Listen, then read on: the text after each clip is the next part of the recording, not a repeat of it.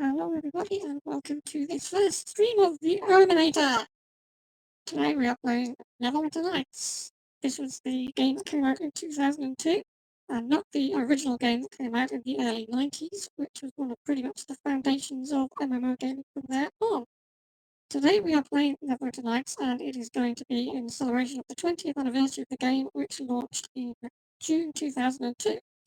But to put a little twist on it, we're also playing along using a character based on Harry Dresden from Jim Butcher's books. If you don't know anything about them, they are extremely good at fantasy, where the lead character is a wizard living in Chicago and facing down pretty much every kind of ghouly, ghostly, or long-legged beastie that you can think of, and having a pretty rough time doing it all the way. I'm not going to do any kind of attempt to avoid spoilers while playing this, so if you haven't read the books and you want to, you may want to avoid this, but if you have read the books, you'll probably find my approach to this being quite interesting.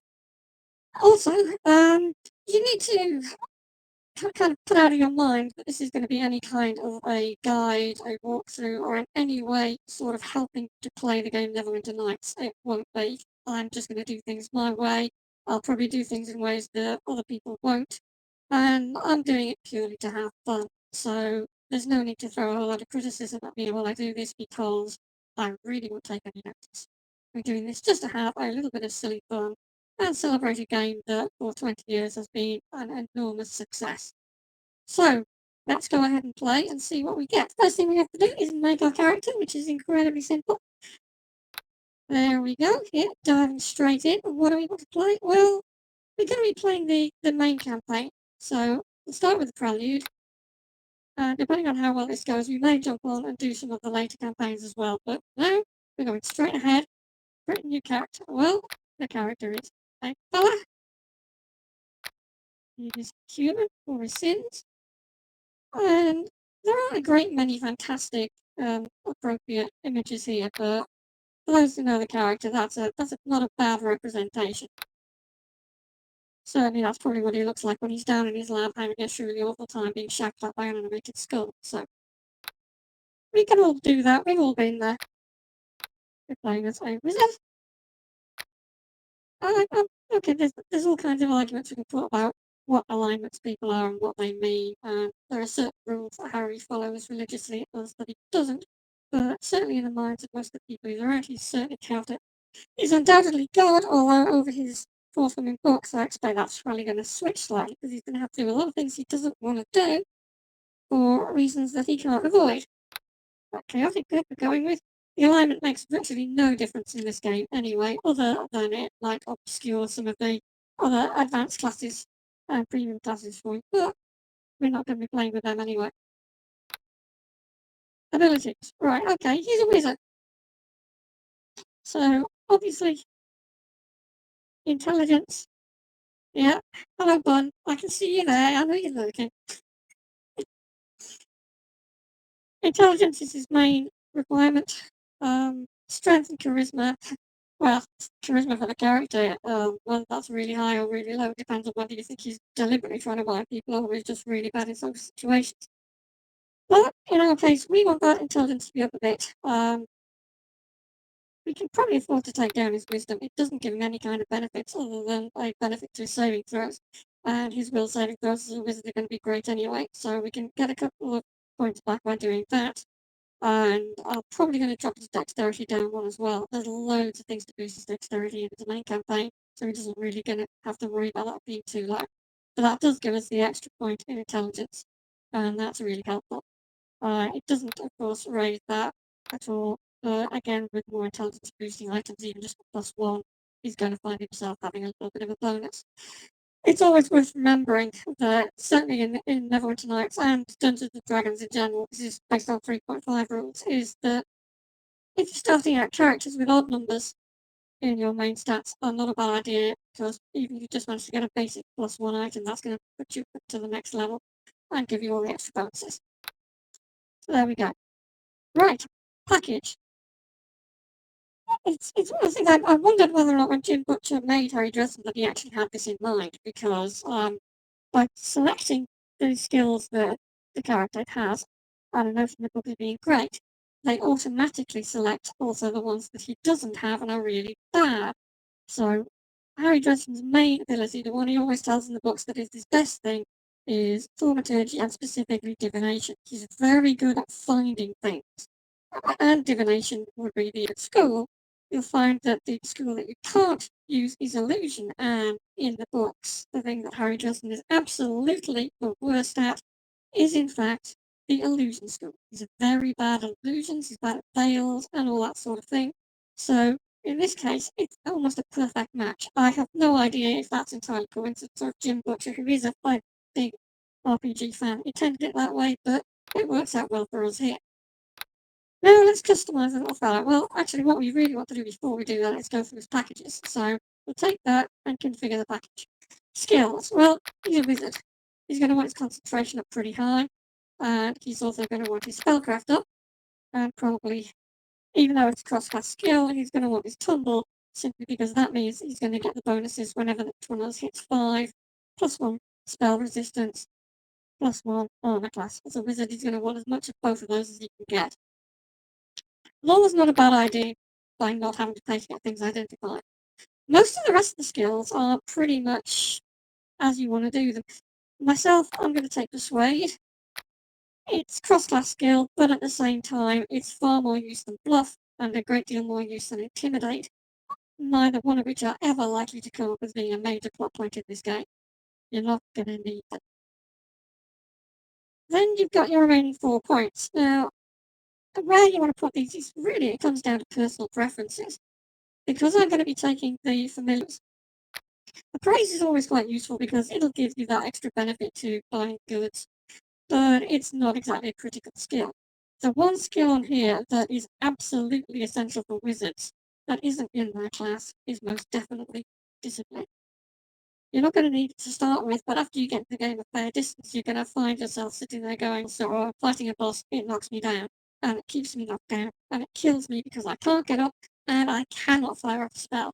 So you're going to need at least some discipline to make sure that you don't actually get pulverized into the ground by a great big orc. So the main campaign, you don't really need it very much, because you will have so many potions, you're not going to know where you're coming from.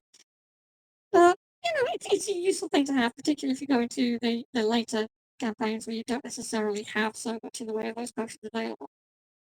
Other than that, I mean, the only other skill I would really like to have seen having as a wizard would have been use magic device. And I know they can use all kinds of magical devices all over the place already because they're a wizard, but it also allows them to use items that are meant for other classes. And use magic device, if you get a wizard that can use monk devices, they get to use all their fantastic robes, the boots, the belts, which they wouldn't with his own wizard outfit. Fair enough. Okay, feats. What feats do we want? Well, being a human, of course, he gets an extra feat at starting level. And I've already planned out what I'm going to do with the character way in advance, but I'm not going to tell you what that is because I want you to follow and actually join in when I'm doing stuff. But as a wizard, the thing that he absolutely has to have before he picks anything else whatsoever is going to be combat casting. Because if he doesn't have the combat casting, he's got an okay constitution, but he's still going to get a hammering. And the absolute killer for a wizard is getting his spells interrupted. And with this, of course, he doesn't get the -4 concentration check. Much more likely to be able to get those spells out. What else can we take for him? Well, there's all kinds of things you can make a kind of argument for. Toughness, I will be taking out at some point down the line, but at the start, there's no real point. It'll just give you 1 extra hit point. There's no need to take that. Wait till you've got a few levels under your belt, and it'll have a much greater effect. Spell penetration I will be taking, but not immediately. What I'm going to take to start with is, in fact, Luck of Heroes. Be great for the things that he's good at. They are going to be absolutely terrible for the things he's bad at. So getting that bonus is absolutely a good idea. Right school, as I've already said, he's taking divination. Spells, an illusion spell. He cannot have illusion spells. He can't even read illusion scrolls. So what's he going to do now? He's just going to have to live with it. Gets all the cantrips, of course, to start. That's great. So, what do we take? Well, let's have a Burning Hands, absolutely essential spell for a starting wizard, I would say, in this game. It will save your life many times. Now we've got 3 more to play with. I'm not taking Magic Missile, which a lot of people say is after the game, so you can learn it from that and you don't actually need to learn it here. Everything else, it's kind of more when you feel like you want to do with the character and the flavour of the character. Now, I'm playing Harry Dresden, and as people who are up to date with the books will know, as things stand, Ice Dagger isn't necessarily the greatest spell in the game. It's not bad compared to a lot of the same level spells, but it's not brilliant. But it's thematic for him, so we'll take Ice Dagger. Now, he's going to need a little bit more in the way of protection, so I think sensibly we'll take Protection from Alignment. And over. But since I'm likely to be running around with probably a decent henchman, and I'll have my familiar who won't be any good in combat, but they will be useful. I can summon things as well from scrolls if I need to. So I think what I'm going to take is, in fact, okay. Lots and lots of interesting choices for familiars. I suppose you could take Panther. If you're following the books, you'll be well aware that Grimalkin is hanging out with Harry on occasions, and a big black panther that rips your face off when you don't see it coming, and saying this represents Mouse, but of course it doesn't, because a Hellhound is basically the exact opposite of what Mouse is, since he is a divine guardian. So we're not going down that road. This leaves the only other obvious choice, of course, the Pixie, which is absolutely what we're taking. But hopefully as a wizard you're not going to be too worried about that once you get up to a decent level. And of course we're well aware that the Major General of the Tsar-Lord's Guard, there you go, we have built ourselves a wizard in relatively quick time. All we have to do is customise them a bit. Unfortunately, you can't really zoom in or turn around and do much on this. I mean, this game is now still a pretty, limited game in terms of graphics. So what we have here then is there's like 33, 34 different heads for male humans in this game. But I thought we'd go for something like this. Harry has a lot of time already and ends up looking pretty well. A scruffy look suits him quite well. And his hair is, of course, a nice black. Tattoos. I don't think he has a huge number of anything like this, but I like throwing tattoos on my characters anyway, because that's just the way I am. Let's give him some white and pale blue tattoos. Some colours on this. So yeah, let's go with that. Maybe that. No, definitely this. Okay. Winter coloured tattoos, since he is the Winter Knight after all. His body can stay that shape. There's only this or very, very large. That's what you choose for his clothing. Not one tiny little bit. Because one of the first things that will happen in the game is you'll be given a better suit of clothes. So let's stick him in that. I don't really know exactly what that's meant to be, but there you go. Okay, so there we are. Way too long. Okay, age. I have absolutely no idea what age he is in the books at the moment. There are all kinds of fans trawling the way through it, trying to work out exactly how old he is. God knows who the god is in Harry Dresden's life. There's only one creature to which he owes fealty and rules his life, and that, of course, is his cat. So he's following the deity of his cat. Voice. Oh, well, there's all kinds of be. That's a really classic Harry Dresden line, so we're going with that, even if the voice is a bit off what you'd expect it to sound like. Okay, here we go. The Frozen North, the name given to the stark and unforgettable. A bleak wilderness where barbarian clans and tribes of giants roam the land, and fierce dragons rule the skies. But amidst the frozen savagery stands a bastion of civilization, the city of Neverwinter. Those both hardy and brave carve out an existence from this bleak land under the guidance and protection of the legendary hero, Lord Nasher Alagonda. Yet there are some things. A virulent a terrible affliction that began in the beggar's nest. Soon, all of Neverwinter would feel the touch of the wailing death. The disease could not be cured. Panic ensued. The streets erupted into violence. The jewel of the North was brought to its knees. To save Neverwinter, Beth de Tilmarand, Palantir, and Lord Nasher's right hand put forth the call for a champion. A rush of would-be heroes answered her call, some drawn by promises of grandeur and glory, others by the lure of gold. Those with the greatest potential were initiated to train and study under the greatest minds of Neverwinter, in the hopes a champion emerged to save the wailing death, and whatever sinister force might be behind it. And here we go. Yeah, that's probably the first time I've ever actually sat through all of that. I usually just dive straight in. Okay, here we are. He's looking a bit on the scruffy side, but he is undoubtedly the right character. Okay, so first things first, let's tidy up our quick bars. I have a really specific way I like all my bars to look. I'm going to run with those as they usually do. Okay, we have the 3 quick bars. Here's our inventory. As you see, you've immediately got a wizard's robe there, but we're not going to even equip that because we need that later on anyway. We actually have sleep in there as well. I'm not very experienced playing wizards in this game. I tend to play people who hit things with big swords in almost every RPG, so I'm going to be learning this as I go along as well. Summon creature, excellent. And protection roll as well. First thing I'm going to do is I'm going to learn how to do that spell. Where is it? Scribe scroll, it's in here somewhere. No, there we go. I know how to do that spell, that's fantastic. Okay. Well, abilities I'm going to be using constantly.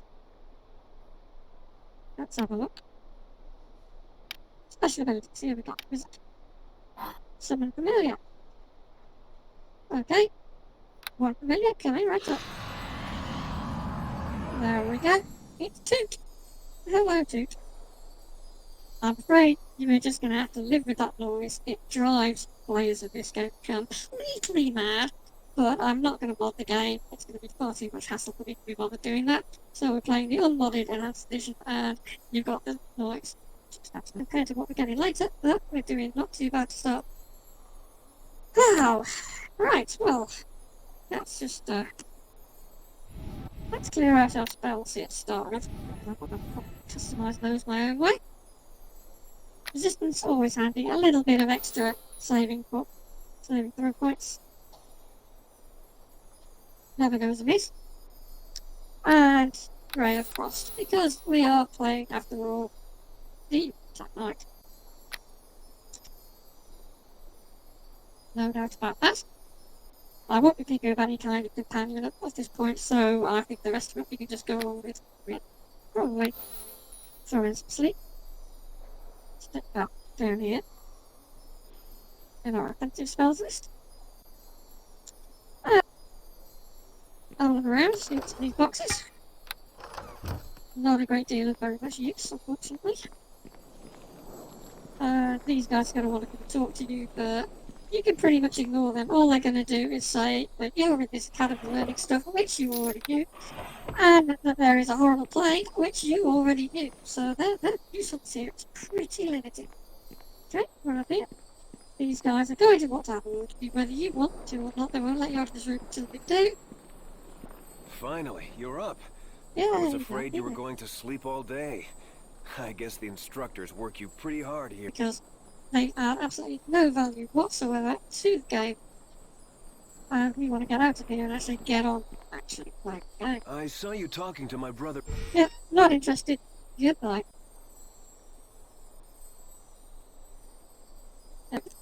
All my wonderful spells. All tiny numbers of them.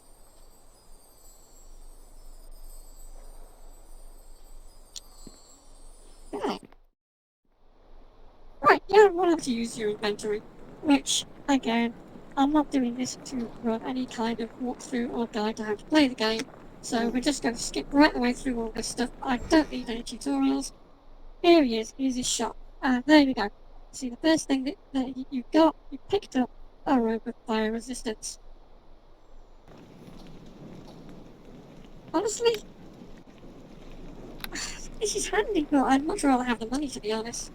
So I think I'm just going to get rid of that and wear the withdraw. You're going to want to hang on to that, because you're going to need your torch later on, very early on, because you're going to be doing a lot of burning of plague bodies, which is such a fun thing. Let's take a crossbow. A torch down it, so we've got a ranged weapon and a melee weapon now. You just switch out between them, depending on your circumstances. It's going to make very little difference either way, because you are playing a wizard, and you're going to be pretty appalling with weapons, generally speaking, for quite a long time. You don't really need them, but you're going to have to use them on some occasions, simply because you've got no choice. You've got a bunch of people who smack the hell out of you, and she's going to tell you how to use your map. Well, I already know how to use my map. I've got no particular reason to talk to her. Let's just loot all this stuff. That's one of the things about this particular game, is that it does add up. And you can pick up an enormous amount of money just by looting bookshelves, which I don't really approve of. I used to be a librarian. But hey, free books, so yay. There becomes a heavy crossbow, so we'll replace our light crossbow with that. Now you can, if you really want to, run down here and talk to this guy here, and he will put you through a whole lot of combat training. What you have to complete here is going to be your own personal spellcasting training. What I usually like to do is run around the area in the academy, because I know exactly where things are. See? And from these places you can just pick up very small quantities of loot.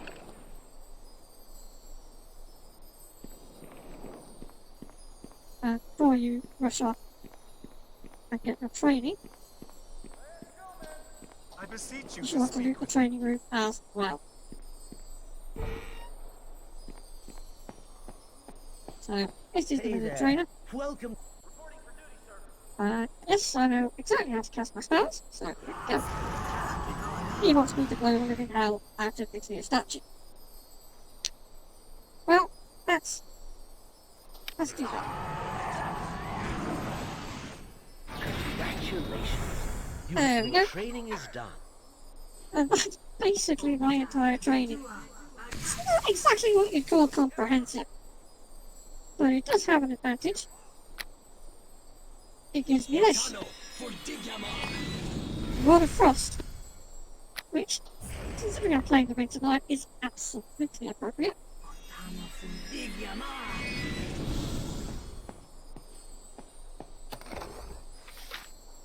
For use of spells, I really need to sort my inventory out. More books.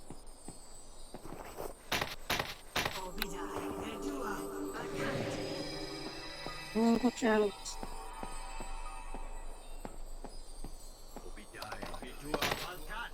I kind of feel sorry for all these heroes in training.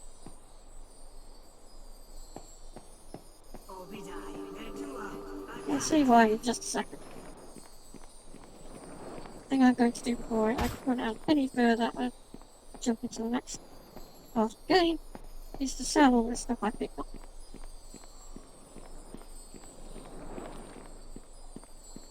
Here it is. His reaction is unfavourable. I'm absolutely shocked by that. The notion that some grumpy old man might have a look at the character based on Harry Dresden and say, I don't like you very much, is so unexpected. Let's sell all this stuff on. I'm going to move all these spells into this second inventory slot. So I've got more. That's exactly where I know where they all are. I can't save that until I get my second level spells, so I can just work straight off. I could, technically, learn things like negative energy ray, but I don't want to go around learning every single spell I come across when I'm actually wanting to cast it at some point straight from the scroll. Okay, so I've done all that. I don't think there's anything else I really love.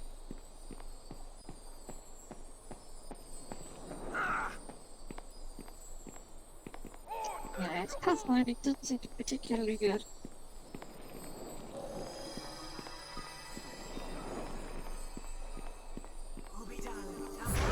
Now that you've finished your training, you can go on into the South Assembly Hall if you want. Lady Erebeth is still granting blessings to all the Academy group. Right.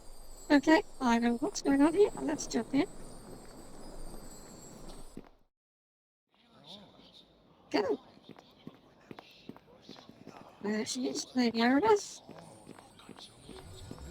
I'm just going to steal everything out of her drawers first. I heard she was cooking. Congratulations! I have been looking forward to meeting you. The instructors here at the Academy speak very highly of your skills. I am Lady Erebeth de Tilmerand. Yeah, I'd like to make that strong. Perhaps after the graduation ceremonies, we can speak in private. Neverwinter can use someone like you. We should arrange to... Wait, what was that? Did you feel it? Brace yourself, we are under attack. We are under attack? No, I didn't see that coming a mile away at all. Okay, let's pause the game for a second here. What's going on? Well, we're getting a hammering from the sides here. Why ever would they be trying to attack me? It's not like I'm doing anything at all in any way suspect. Let's just blow the crap out of this guy.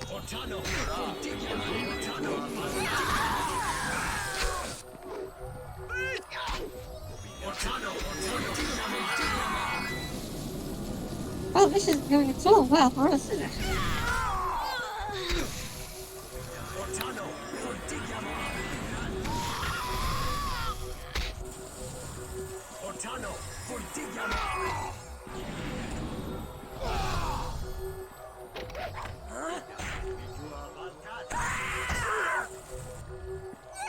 Well, I wasn't much use there, but I didn't expect to be.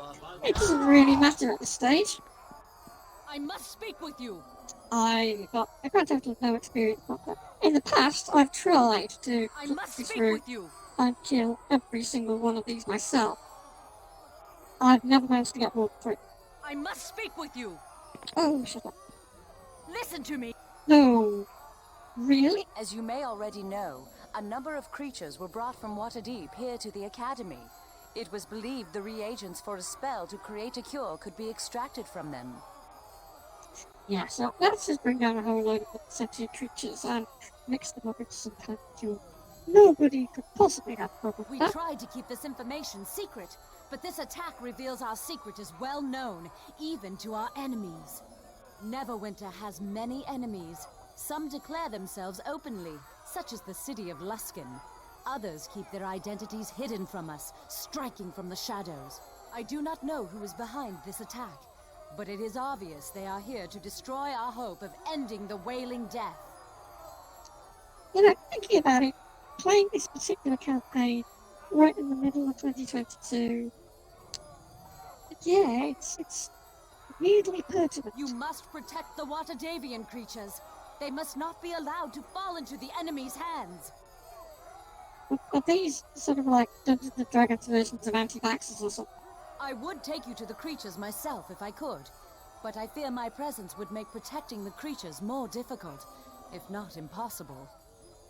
Oh yes, it's going to be virtually impossible Our to do attackers this. appeared here in this room. It is likely their arrival was magically centered on me. They must have assumed I would be with the Waterdavian creatures. Well, whenever you assume, you think that they're such a beautiful... Even now, our enemy may be watching me through magical means, hoping I will lead them right to where the creatures are kept. I cannot take that risk.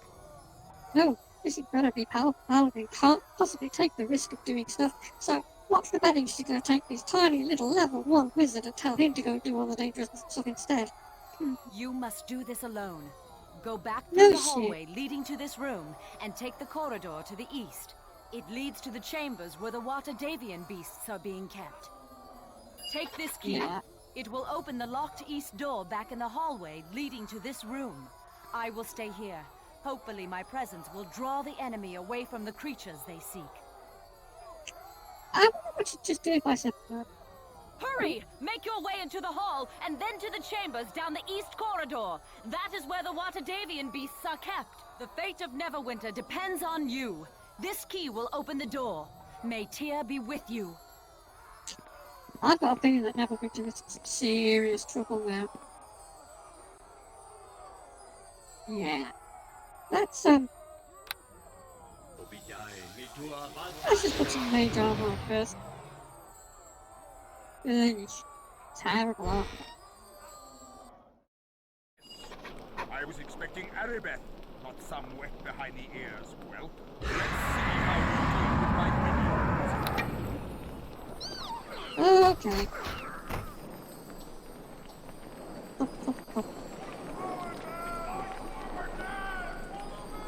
Big scary paladin person is really afraid of running around next to all these one-shot goblins. I have a feeling she's not taking her job seriously. Go to sleep, little goblin. What? I fancy to go to the goblin. Wow. That was pathetic, let's face it.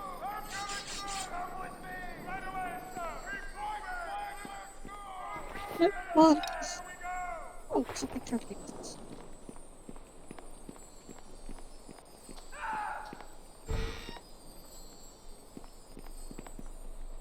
Oh, how many more goblins in here? No.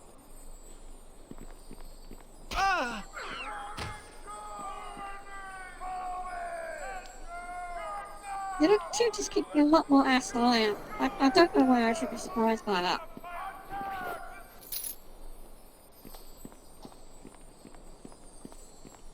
Well, I have a feeling he's going to be extremely annoyed if he finds out there's absolutely no version of pizza on camera.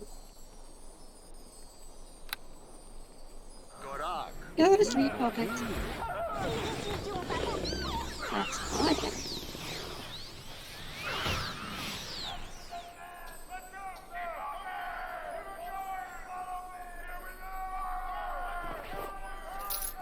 Yay, corpse hole.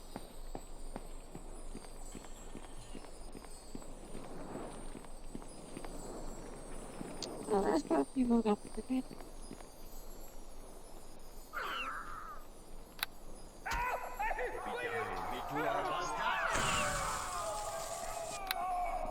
Bye, guys.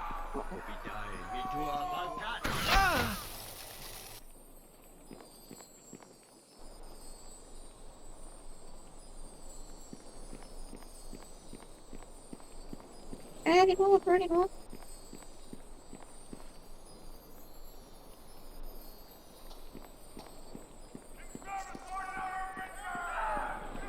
Nope, nobody else.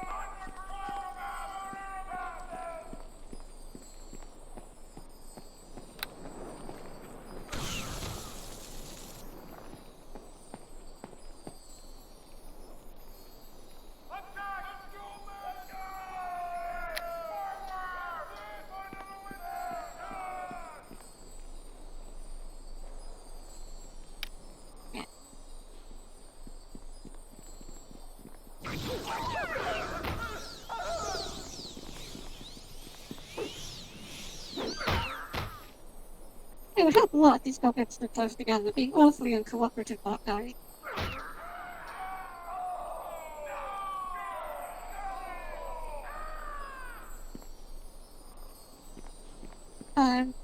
Killing a bunch of extremely useless goblins has completely drained my spells.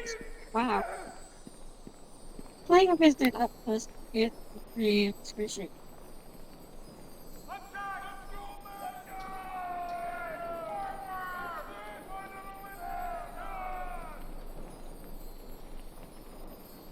What?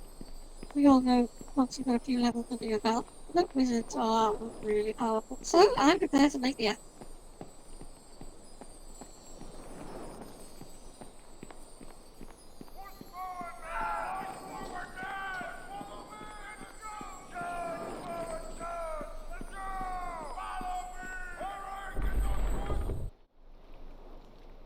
On we go.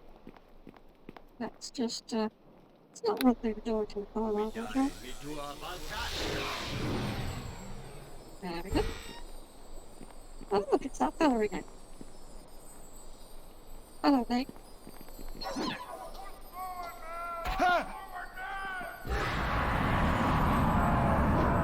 Kill those goblins.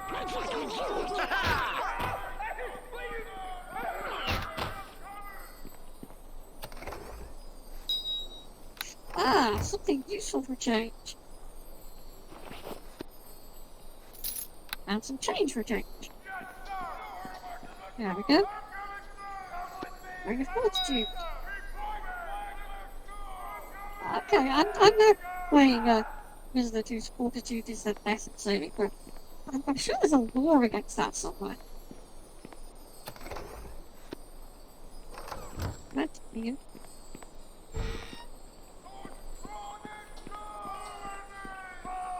Oh, it's this fella again. Yeah, okay. Normally I try not to take a punch if I can avoid it, because they just eat your XP, but the start of this game makes very little difference.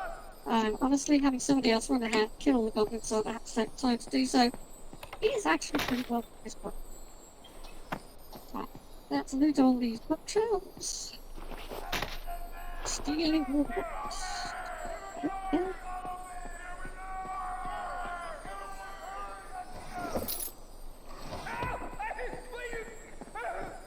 Okay, we're going to be going through this door, and we're going to find a whole lot of skeletons, which is annoying because skeletons are sick. Let's go!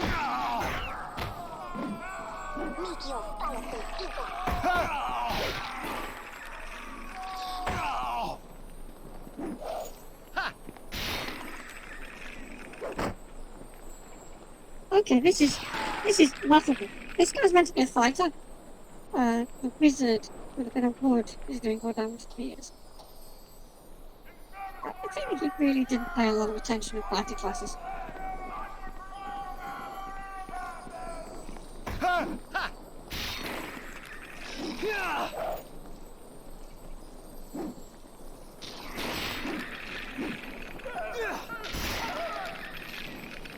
That's more like it, then you keep.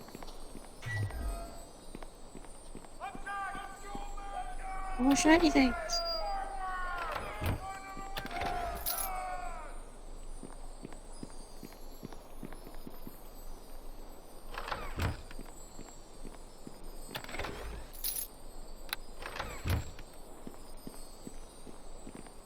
Wow. I appear to be extremely rich. Yeah, no chance. Oh, that's liable to leave a scar. Very true. Oh, finally, we can use our spells against. Here we go.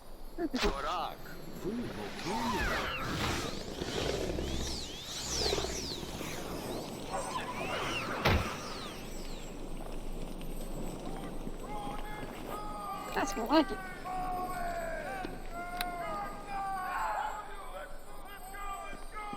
Just down this corridor. Tough goblin.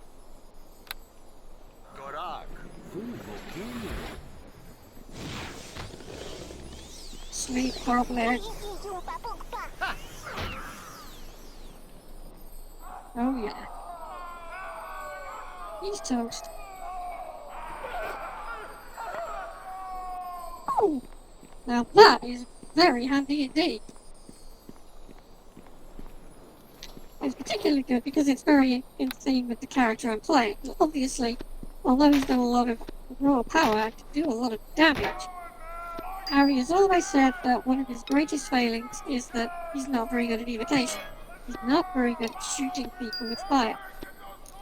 Because, in his way of putting it, he doesn't have any subtlety and control. He can produce a lot of power, but he really can't refine it properly. That's why he uses his blasting rod. And we just picked up our first blasting rod, so fantastic. Thank you very much, Mr. Goblin. Many fierce enemies are...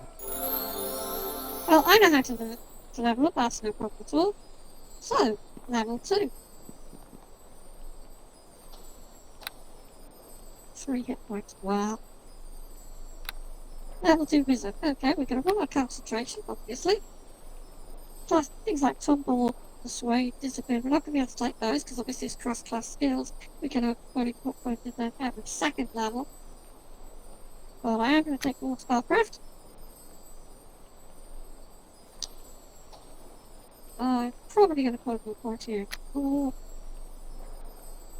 there's not really a great deal else I want to spend my points on, man. I think I'm just going to use a little bit of common sense and put a couple of points into heal, just in case I need to cure poison on myself at any point. More fun things. Right, okay, what else are we going to take? Well, this is quite a nifty little spell.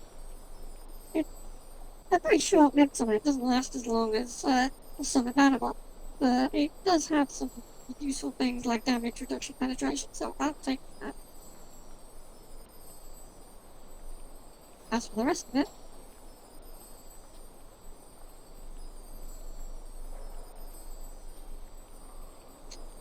yeah, I can't think of any of those I really need at this point.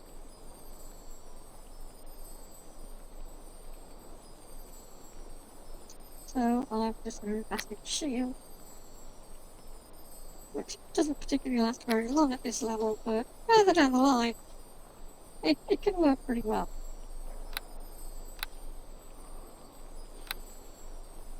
Right, I'm not going to change. Shoot. Okay, let's update our spell book. Yeah, stick a lot of those up there.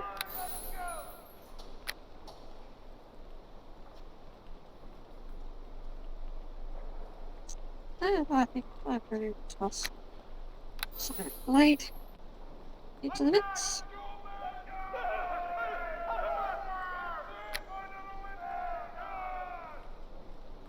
And of course I need to find myself a little corner to sit down in, so I can rest up. Just move that too close to enemies there. There we go.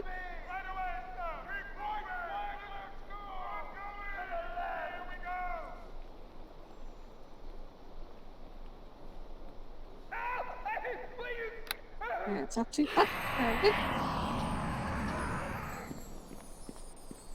And this would be a suitable place to save game.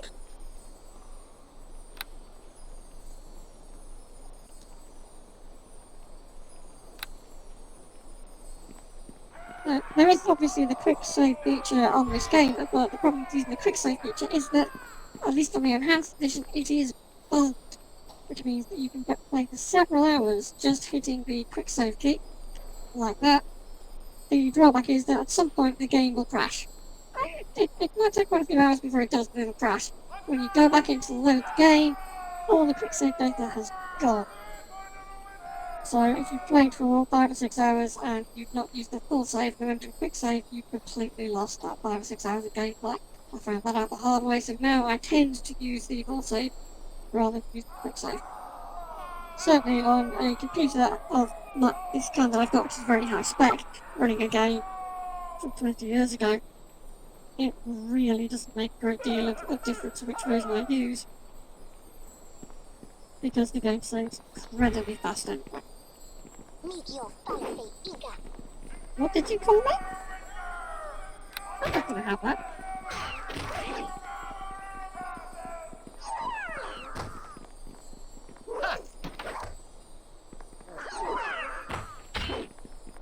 Bring it to me! Like a lot of wizards in the very early levels, I'm quite happy just to stand back and let the guy with the big sword and armor and stuff take stuff on, because I don't want to get hurt.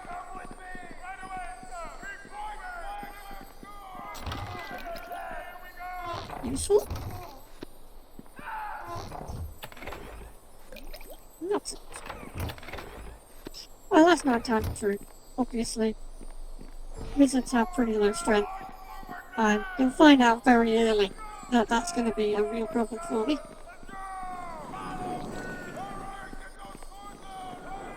I'm going to hit my encumbrance level very quickly.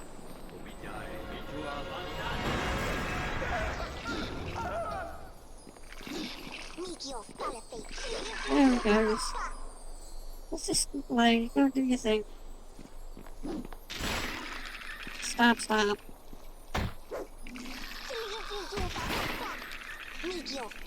That couple really is not trying, is it?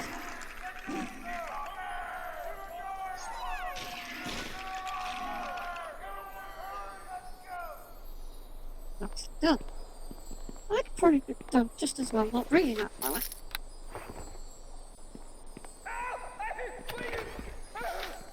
Lots more spells. Colour bright, which of course I won't be able to use.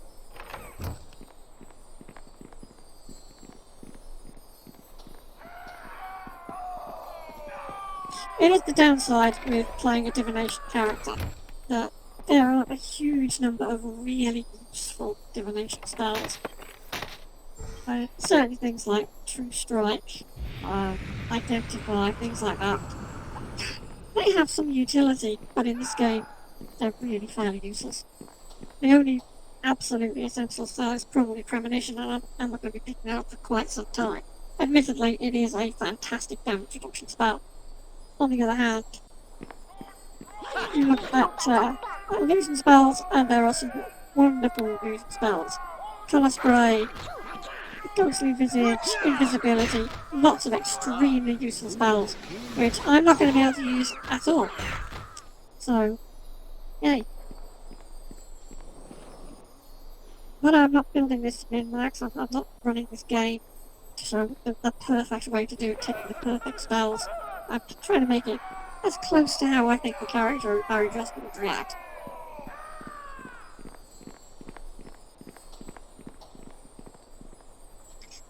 Oh, my little green friends, what are we going to do with you? That's mostly. Now that is the kind of response you actually want from that spell.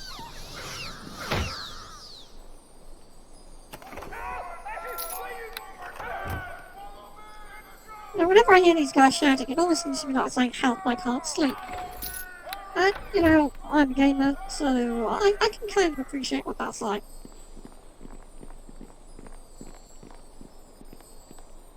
Come on, open the door. There we go. That wasn't hard, was it? Okay, you've got the end level bosses just up in that room there. I don't want to take him on yet, so I'm not going to run straight through that room. I'm going to go down here. Oh, healing kits, always handy. I'm just going to try and sneak my way around here so I don't aggro any of the mobs in there. Not down here. And a room full of more skeletons.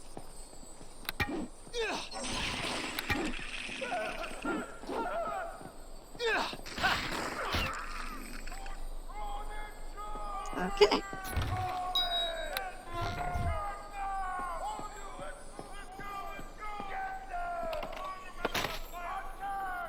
Lots more things to loot. You'll get very used to this. There's so many bits of detritus lying around. It's more useful potions.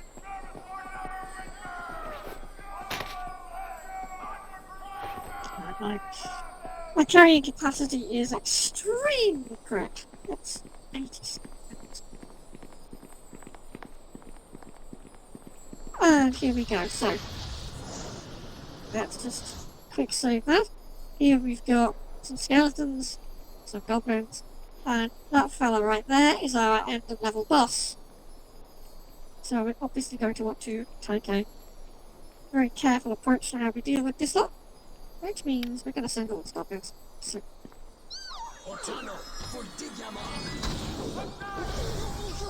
Oh no, that was a pretty crap performance from that spell.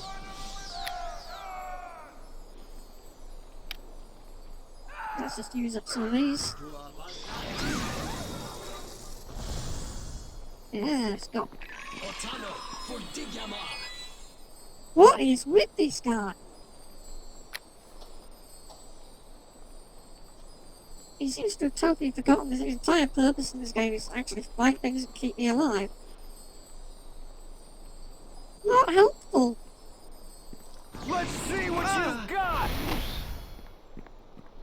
Yikes. Well, as we say, That's exactly what happens when Pavel doesn't do his job. Fortunately, I saved myself before I went in there. Let's try and do this again, and this time, hopefully, he'll actually get off his arse and do something.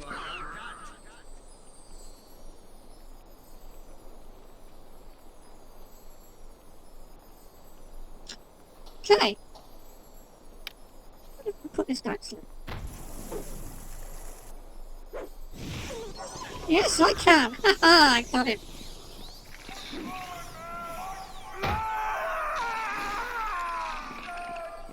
And he hasn't even moved. As a bodyguard, he is extremely bad.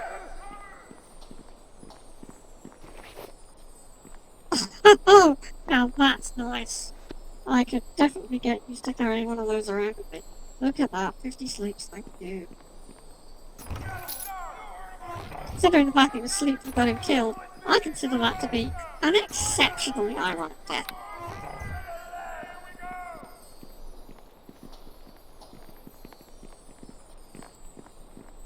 Let's just have a bit of a sit down before we go through this door.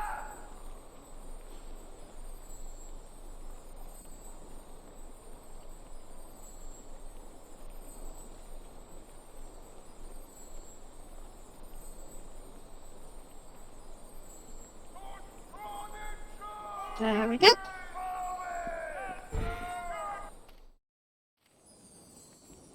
And here we have our creatures from Waterdeep. Bounty, Dryad. There's an interactive aura down there. Somewhat. Though it doesn't look like he's here. There should be a cockatrice lurking around somewhere, but it looks like the goblins have got him.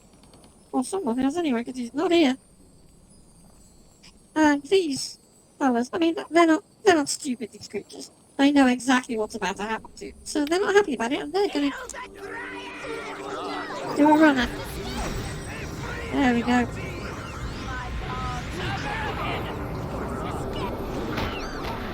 I have a great deal of sympathy with those guys, because if someone's going to turn me into medicine soup, I don't think I'd be too happy about it either.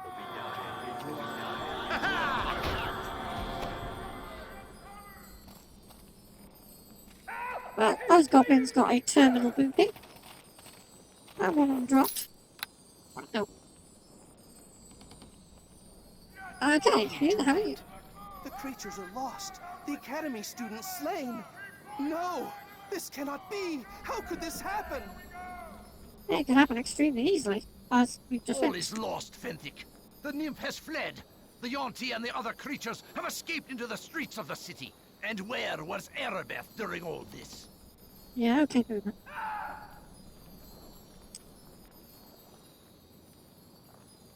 You see, he's right. I mean, he should definitely not have had to have a level 1 wizard trying to save him when he had that kick-ass paladin. Not good.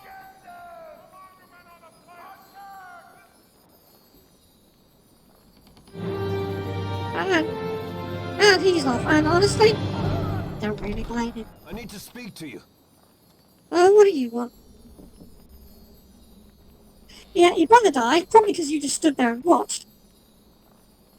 And you've decided you don't want to do this anymore. Well, honestly, you were crap at it, so goodbye. Yeah. Bye, Felicia. You must forgive Dester. The strain of the Wailing Death weighs heavily on the Hell Knights. As their leader, Dester has worked long and hard to help ease the suffering of Neverwinter. And this most recent setback has upset him greatly.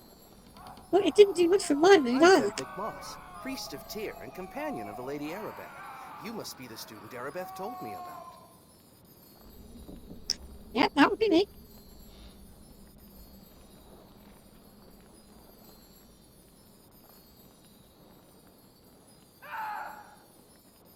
Well, okay, so now he's going to do the obvious thing. Here, have an enormous quest. You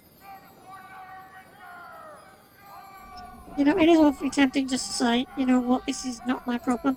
But I could walk away, the game would end here. It's not really been that great so far, so I think I need to do a bit more.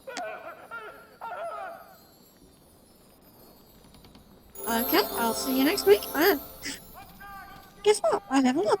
Right, well. Level 3 wizard, here we go. I want concentration, obviously. I'll have my tumble, thank you. Some more Spellcraft. 2 remaining points. Where are we going to put them? Well, I probably don't need more at this point. But knowing what's coming up, I think I'd be best off sticking that into Persuade. Because I'm going to have to do a fair amount of persuading people in the next few minutes. Yeah, okay, well. We have a very wide range of possible feats I could play here. But most of them are useless. I mean, certainly, brew potion, create wall, craft trap, all that sort of thing are totally pointless in this game as far as I'm concerned. Brew potion. So you're going to get to a point in this game where your bags are so full of potions you can barely get anything else in there. So I really don't see the point of needing that. A lot of these are, of course, armor, which I'm not going to bother with. There's a lot of combat-based ones. But I'm really not interested in any of those. I think what I'd really like to start looking at is more my magic stuff. So the next thing I should take really at this point is concentration. Oh yes, anything that makes my spells more likely to hurt something is good by me. And here we are, level 2 spells. Very nice, thank you very much. Well, did you have anything in particular that would fit the character of Harry Dresden in here? Not a huge amount, to be perfectly honest. Now, tempting as it might be to take things like rock and later on my trap, I've got pixels, so I don't need to. Absolutely fine dealing with all that stuff. But area of effect spells that can incapacitate are absolutely my bag, so we'll have that for a start.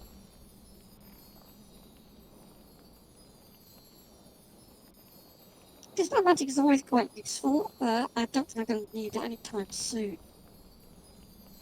Some of these spells are, well, they are quite literally hilarious, are actually not especially effective. I've already got a scroll for that, so I'm about to learn that in a second. Flame weapon is actually quite handy if I'm going to give that onto my henchman, so I might be thinking about that.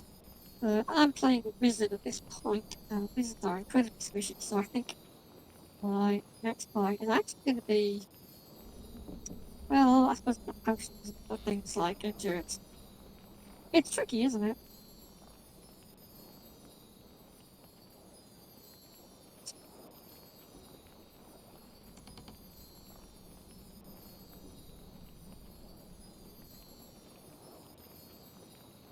Yeah, I think I'll just stick back to flame weapon. Picking up things like death armor and any spell that gives you a degree of elemental resistance, that can be very handy, but in the very early part of the game, not going to come in because a lot of things that are doing elemental damage. There we go, Toot is going to say Toot. Here we go.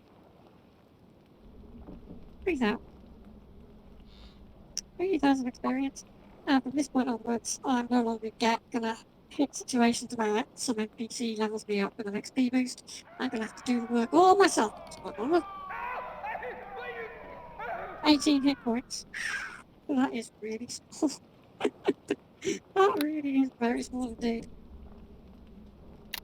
We can now rejig our spells quite a bit. Okay, well, I'm gonna have one of those. And I'm gonna have 2 of those.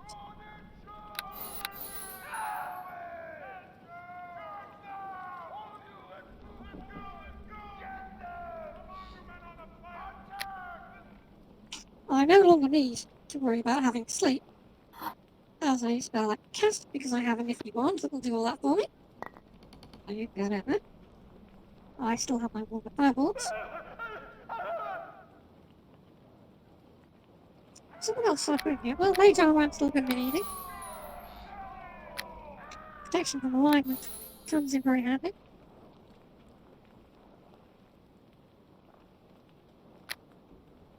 Magic weapon. Also extremely handy.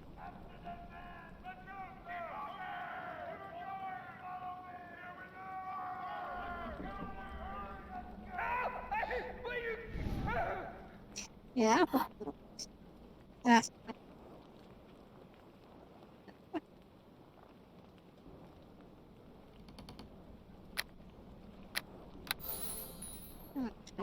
okay, there we go.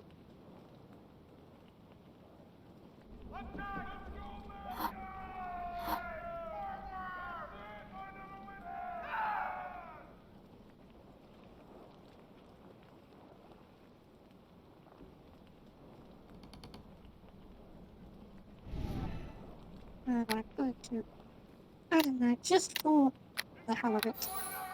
It's still burning hands in as well. And it does look like I'm not taking a huge amount in the way of damage dealing spells, but at this point in time, if I'm going to be having a henchman, they're going to be doing pretty much most of the damage anyway.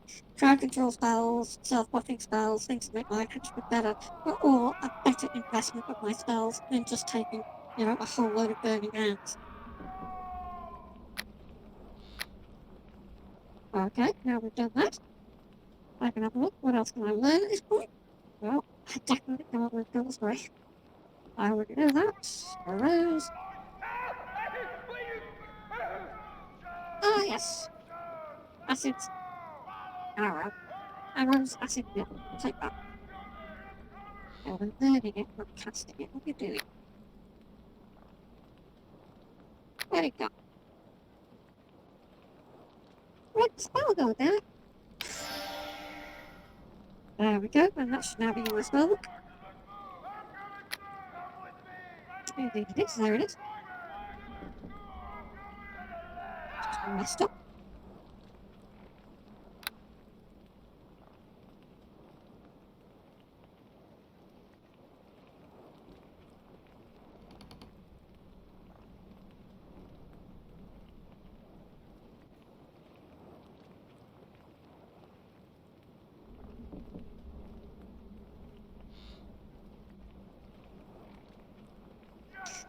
There we go. It's taken us just over an hour to get through the character creation and the Prelude of the game.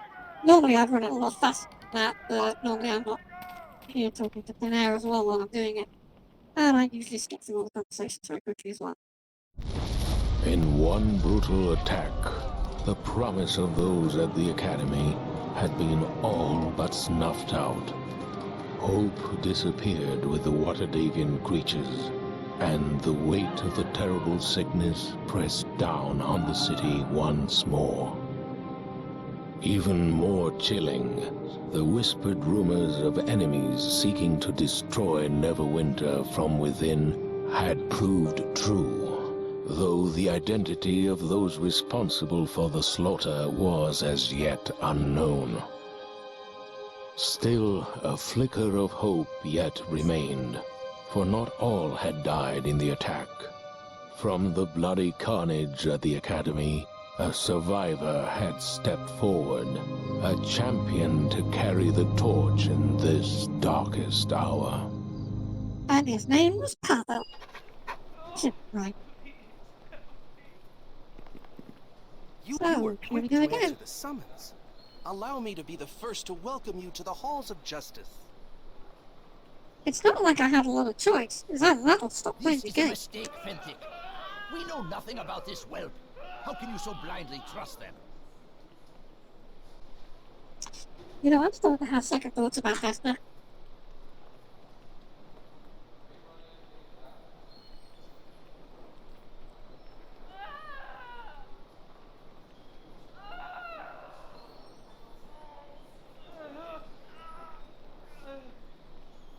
Yeah. It's basically a complete mess at the moment. The whole of the city is a total disaster.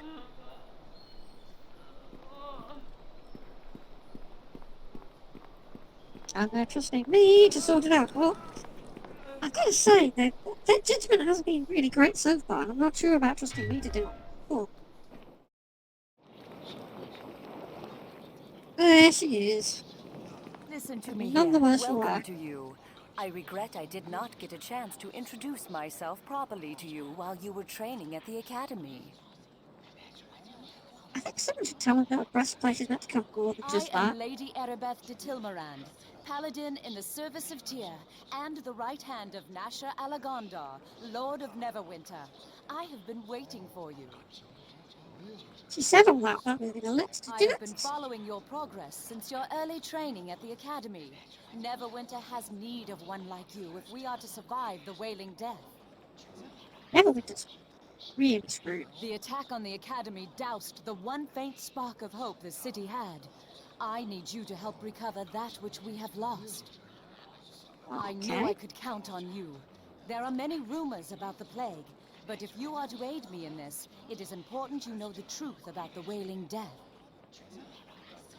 I'm sorry, but if you're going to start talking to me things that President Trump once said, I'm not interested in that beyond contagious diseases. Our divine healers can do nothing to help those afflicted by the Wailing Death. And even our most powerful magic cannot raise those who succumb to the illness. Right, so they've been trying to animate all the corpses of the people who died. Yeah, that's a really good way to stop a disease spreading, isn't it? But a short time ago, we had word that Kelvin Blackstaff Arunson, the famous Archmage of Waterdeep, had discovered a potential cure, one that might be concocted from the essence of 4 rare and magical creatures.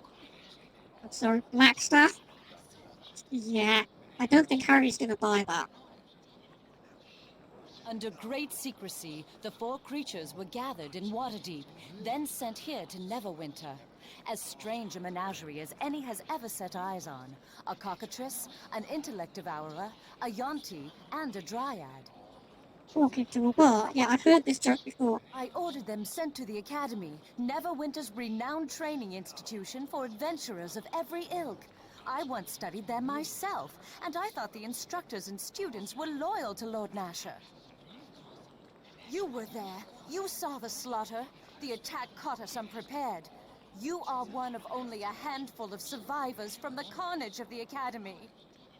Fenthic and Dester arrived with reinforcements, but during the confusion of battle, the Waterdavian creatures disappeared into the streets of Neverwinter, and our hopes of a cure vanished with them. Your task in this is twofold.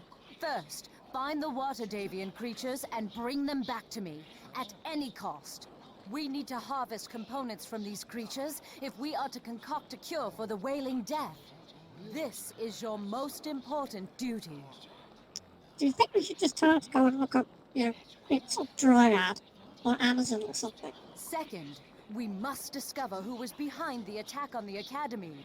Any evidence you uncover in this matter should be brought to Fenthic. He is the one assigned the task of unmasking our hidden enemy. I ask for your discretion in this matter. News of the attack and strange creatures roaming the city will only add to the panic and chaos already in the streets. To aid you in your task, I will give you this Stone of Recall. You will find it to be a valuable tool in your quest. I will. There we go. Useful little item this. Set that down there. There we go. You And can I know exactly how it works. Take Thank you very this much. gold so you can buy the necessary supplies for your mission. Remember to stock up on healing potions before you go. They Gives will me be 100 critical gold. to your Like, that survival. buys absolutely nothing. You might a good farewell. Right, okay. Before I do anything else, I'm just Welcome. going to sell everything I've got. Now, she likes that's better. Favourable is good. I like favourable responses. So, I'm just going to empty my bags all over it, if you can't believe it.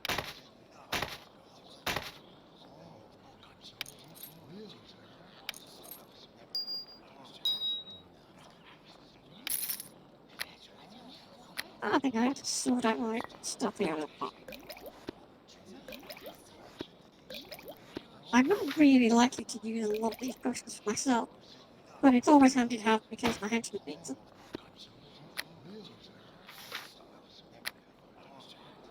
I can't use kill spray, but I don't want that. Do you want that?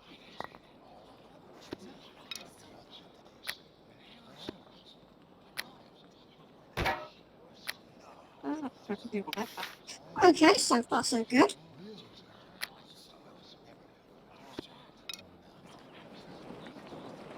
It's not like I can actually afford to buy anything at this point in time from her. She isn't selling very much of what I want. So the next thing to do is run off and do a bit of exploring. The next bit, there's quite a lot of exploring to do in the centre of Neverwinter. You've got quite a few quests to pick up.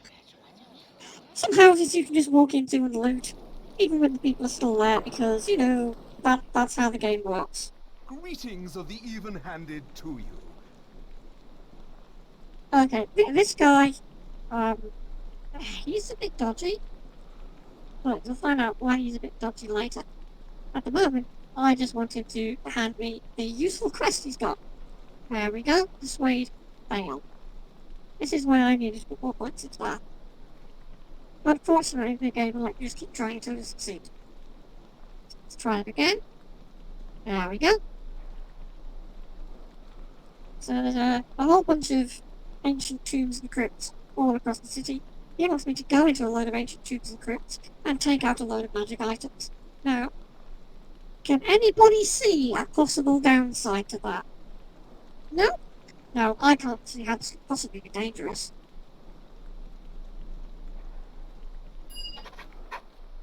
So sure, I'll go and desecrate a whole load of ancient tombs. I've got no problem with that whatsoever.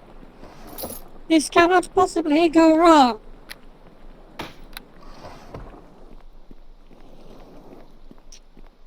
And while he's just standing there, not even asking me what the hell I think I'm doing, I'm going to steal all his books.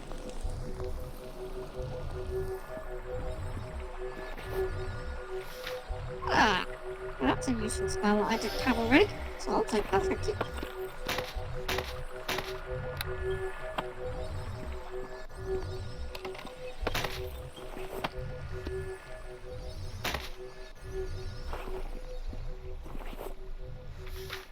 Oh, well, okay.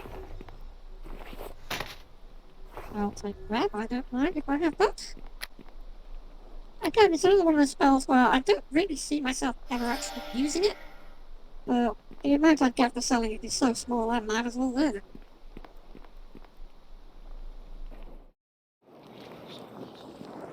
Okay.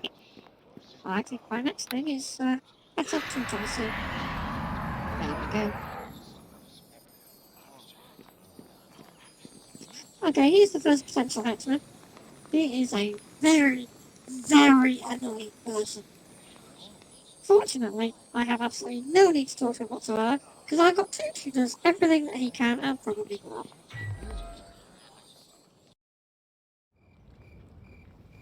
Here we are, this is the city. Oh, and hello, random person who wants my help.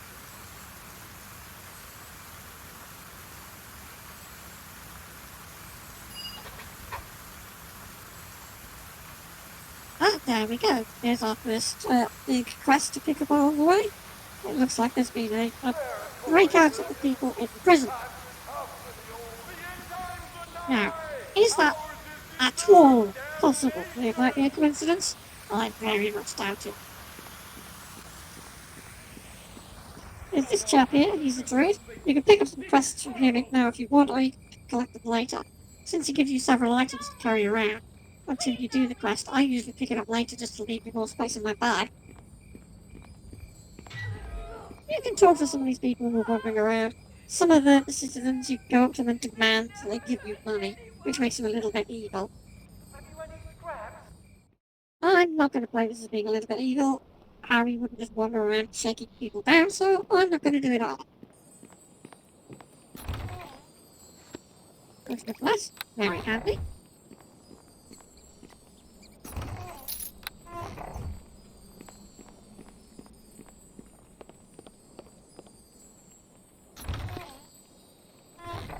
You see what I mean? We're picking up potions all over the place.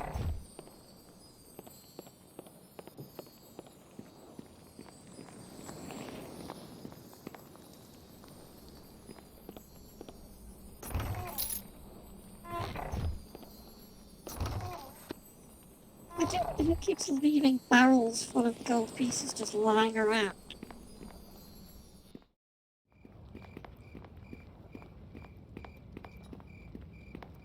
Oh, we've already been that way. I'm going to go down here.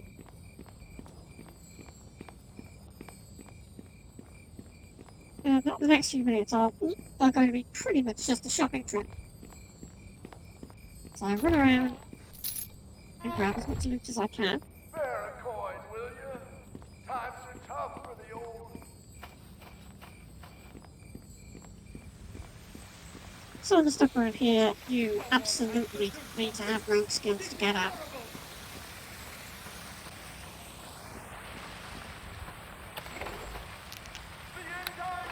Right, we got these two towers. The doors are locked, and you normally would be strong enough to break them down. Certainly not at this point in the game. Unfortunately, I got Toot here, and Toot is very good at picking locks. Go on, pick that lock, Toot, go on. There we go. Now we can go to the city storerooms. And steal everything they've got.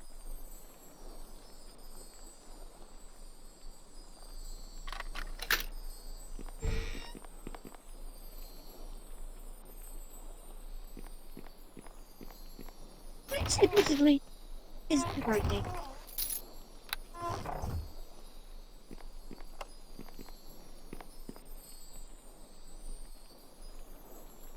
It always puzzles me that when you try and sell these to most of the shopkeepers on site, I won't buy stolen goods. Like everything else I've got is stolen goods, but you won't take the trap. That's very smart. Ooh, gloves. Gloves of what? Gloves of being apparently no use to me whatsoever.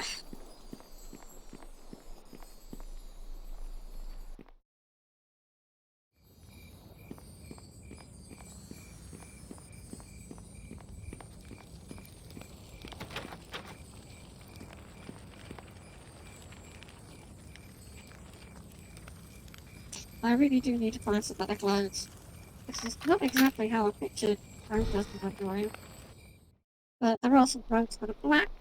Yeah, would just about seems to be his outfit.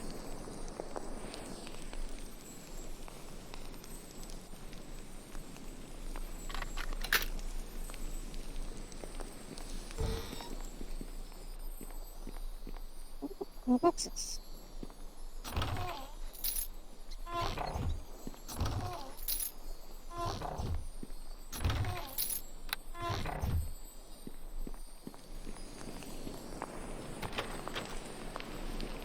Open the door.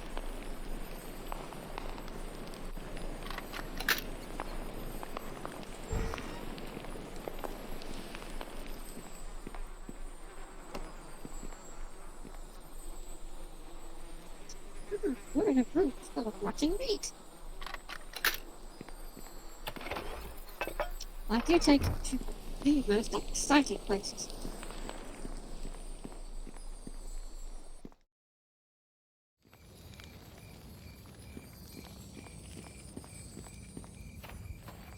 Now, since we're up here next to it, our next point of call is going to be this place. Cheers! A cloak tower. It's the Wizards Guild. Hello, wizards!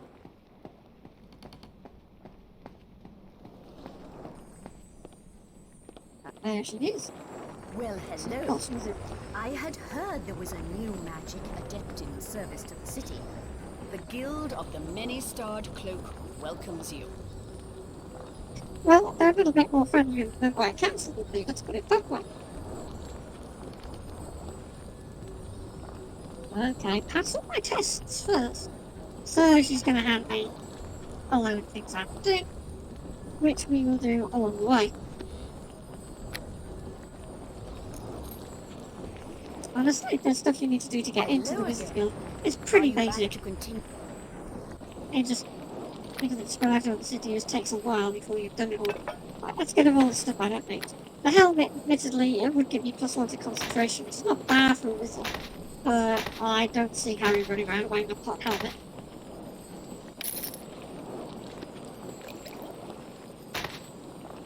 No, they're prepared. No, no, they're not prepared. No, they won't take it. That's almost useless. But what have they got? I mean, there might have something here that is actually useful for me. I mean, they've got all these nice robes. So I've got 1,655 gold. can't afford the adventure rope. That's really the first rope that I want to get, because the soaking damage element is very handy. Similarly, useful boots. Battle ropes aren't actually that great at this point. Lots and lots of spells.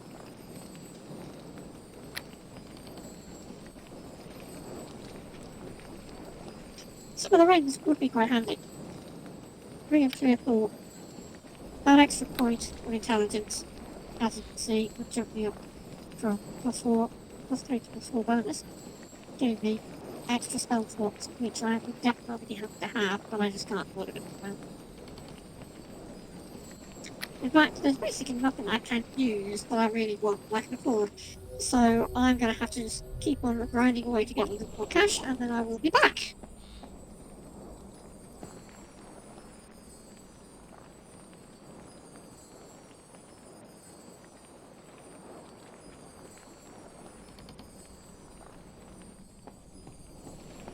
Okay, out we go.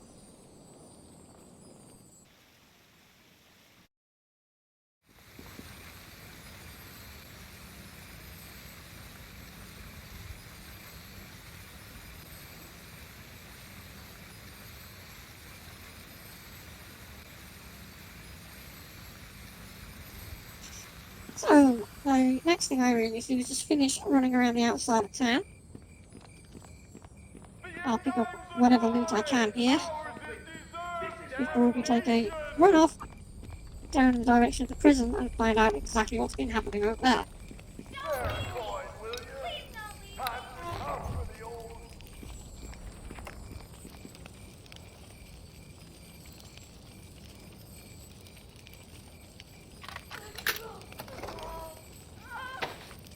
Robe of Light. Okay. That's actually rather nice.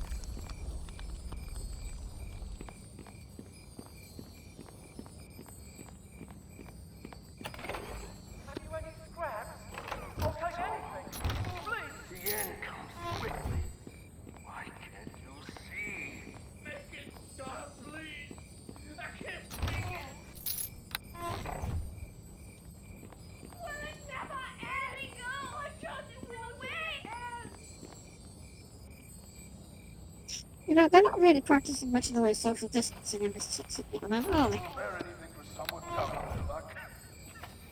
Come on now. We're doomed! I've seen it! Seen our death in the air!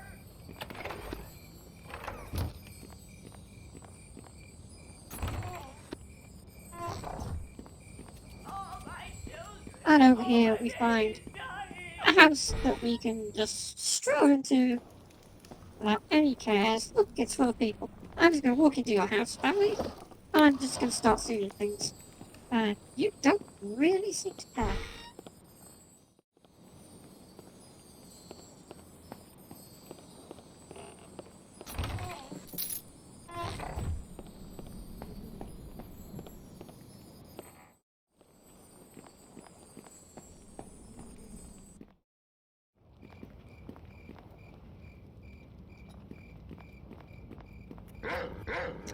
Okay, in here. Hello? He just sells the basic sort of arms and weapons and armor and things that you would expect, but he does also have, downstairs, he has a guy who will, if you can persuade him, which I'm not doing very well at right now. There we go. If you can persuade him, he'll let you go down there and he'll make magic weapons for you. Of course, I'm not playing anybody who really wants to have, like, a magic 200 sword or anything like that. So, it's not a huge amount of use to me, but as time goes on, I can start making them. I can make some of those weapons, and some of them you can sell for quite a profit, so I may well be coming back when I've got the various things I need to be able to do that. Right, okay, let's just, sell up 1 gold piece, sell up 2 gold pieces. I have a robe of light. It's really not my colour.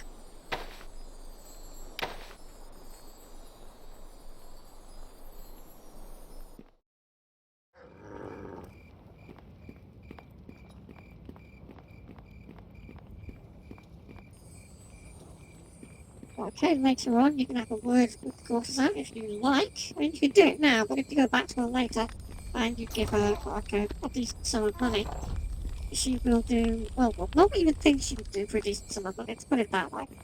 But she might give you a little like boost, if you're nice to her. Times are tough for the old.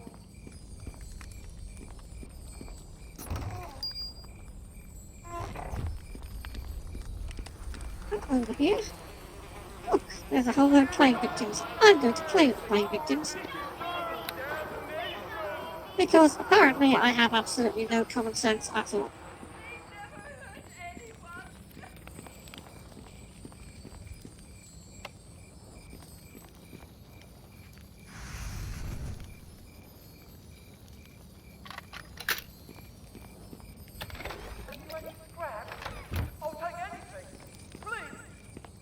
This is a bit on the tedious side. But you really need to do this so you can get at least some gold together to start buying the equipment that you actually want.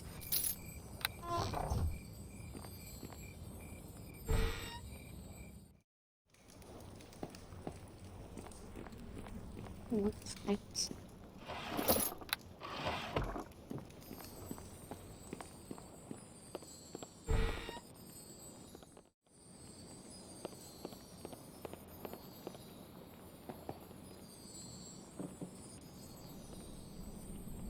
Nothing up here I want to see. I certainly don't want to talk about money.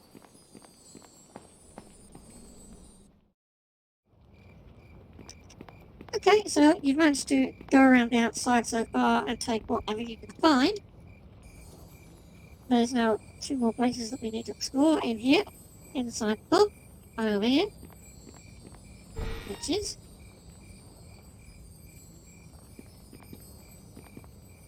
there we go, trader place, Mercenaries Guild.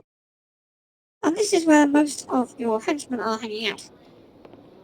And there's also a couple of things that you can do. So probably not a bad idea to do that while you're here.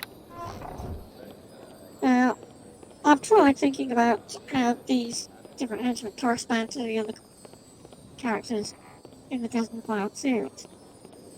Some of them have really good correlating characters, some of them really don't seem to have anything at all. Like, for example, here is your healer.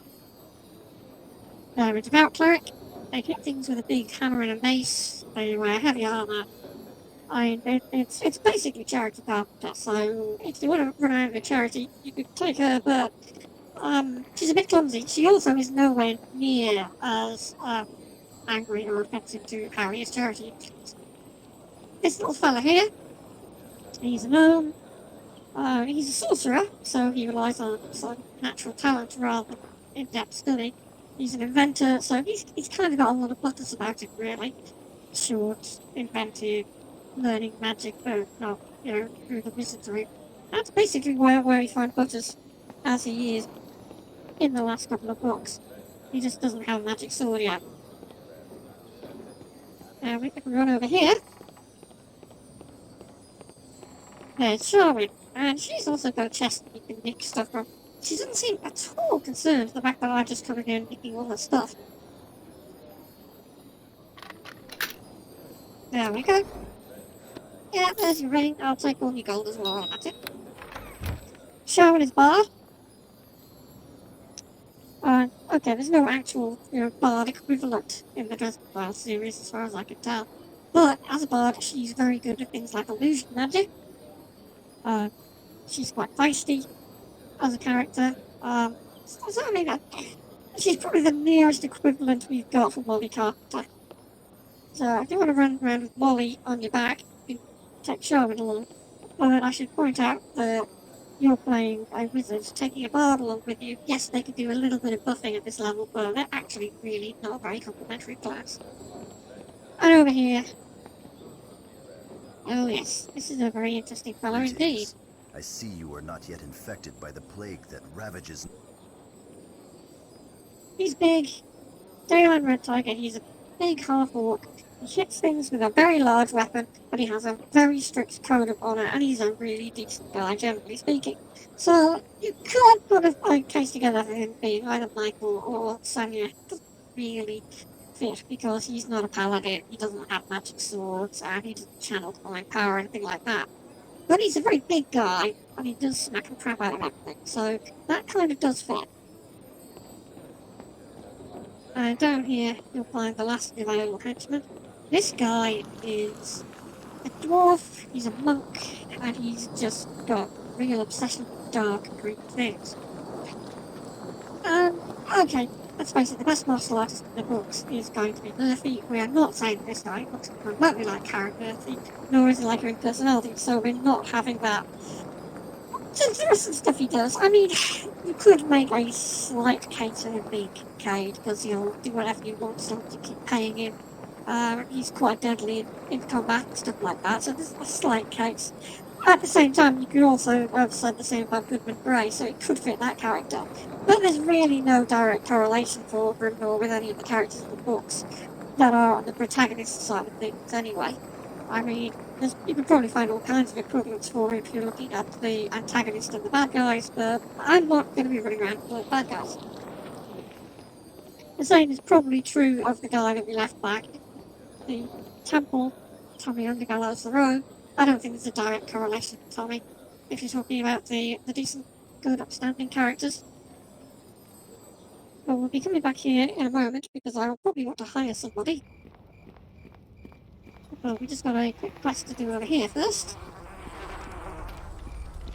It's always a good idea, if you possibly can, to have as little in the way of summon characters or henchmen or, anything like that in your party while you're doing this, particularly if you're getting anything that's going to give you experience points, because the more people you have in the party, the lower the amount of experience you will receive.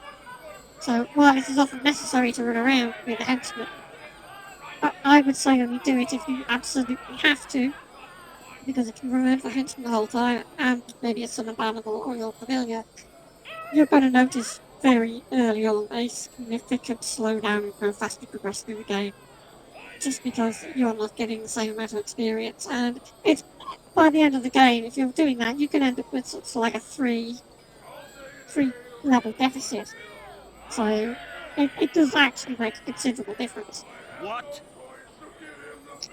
Okay, this guy has been sniffing around all those old tombs I mentioned a while ago, and he's trying to get all the artifacts within it for himself.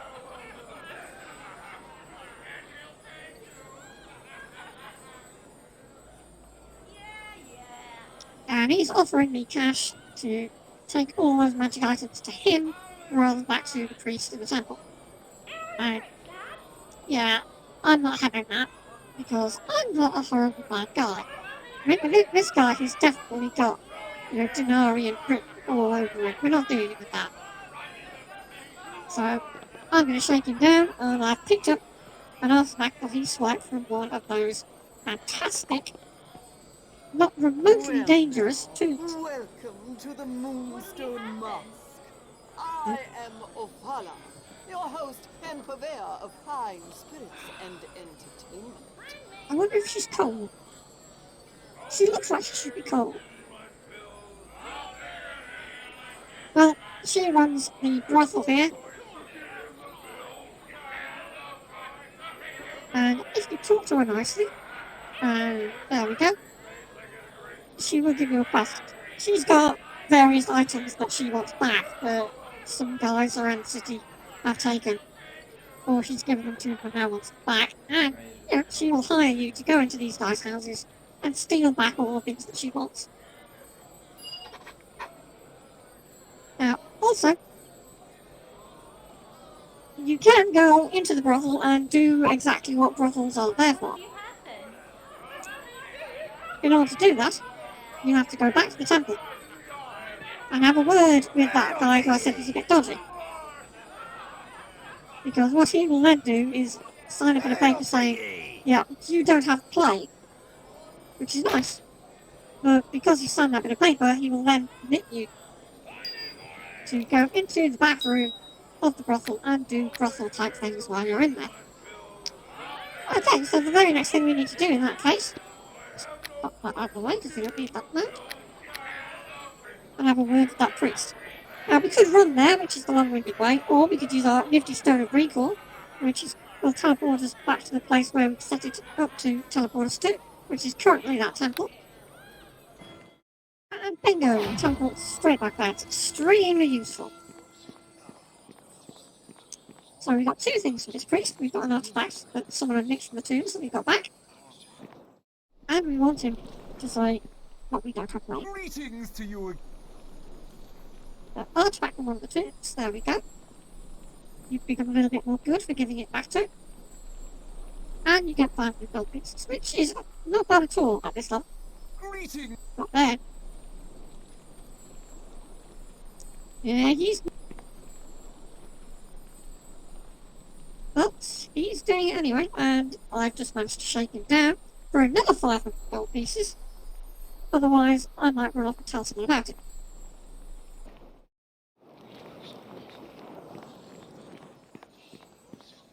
Now you can use Portal here to teleport back to where you first used your stone of recall. Every time you do that, it costs money, and I'm not made of money at the moment, so considering it's only a tiny little distance to walk there, I'm just going to do that.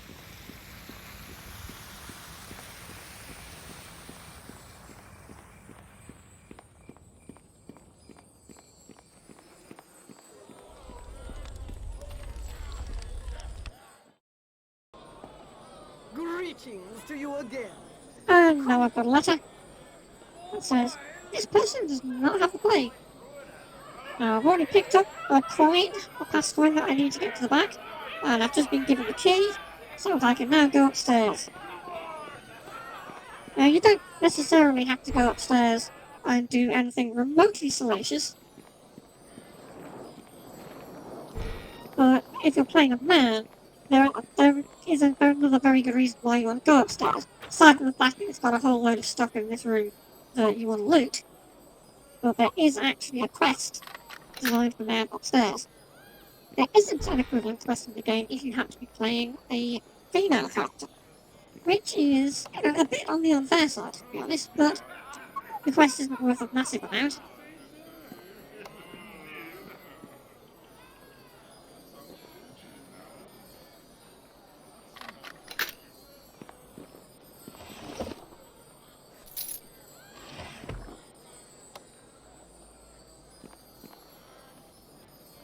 So my amount of gold is starting to rise quite nicely.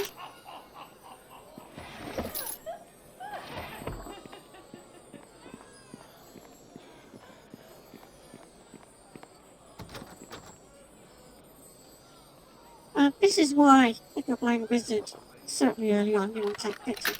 There are so many locked doors in this particular game. A lot of locked chests. You could take the rogue if you wanted. But like I say, he's got the annoying side. As a wizard, you could use knock and find traps.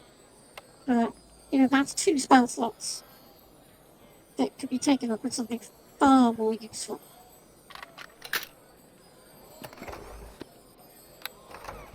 So the pixie is pretty dreadful in combat, and it makes a very annoying noise. But it more than makes up for that by allowing you to keep those spell slots open. Now, I can't remember exactly which one of these rooms they're in. Save the game there, okay. Might be this person here. Good day, sir. My name... No, possibly not this one. It might be a bit more in the other room. One of the ladies working here in brothels will give you a quest.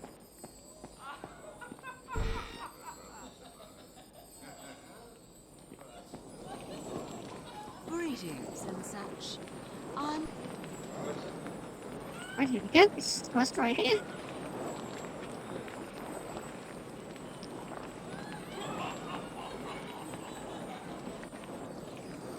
So, I picked up a quest. There's a guy who's treating her like an absolute crud. You won't find him immediately. He actually hangs out in the docks district, which we will be going to in a while. We've got to get through the prison break, and then we'll be want to go and look in the beggar's nest first. So it's going to be a while before we get there. I trust you wish your visit to the Moonstone Mask to be a pleasant one. Okay, so at this point, you could cover your eyes, maybe, if you don't think about naughty things, but essentially what you have to do is have a conversation with this girl here, and at the end of it, you'll get 50 experience points, which, you know, it isn't a huge amount, but at this stage of the game, any experience is good experience. You just got to run through this conversation enough. And I could just lightly miss.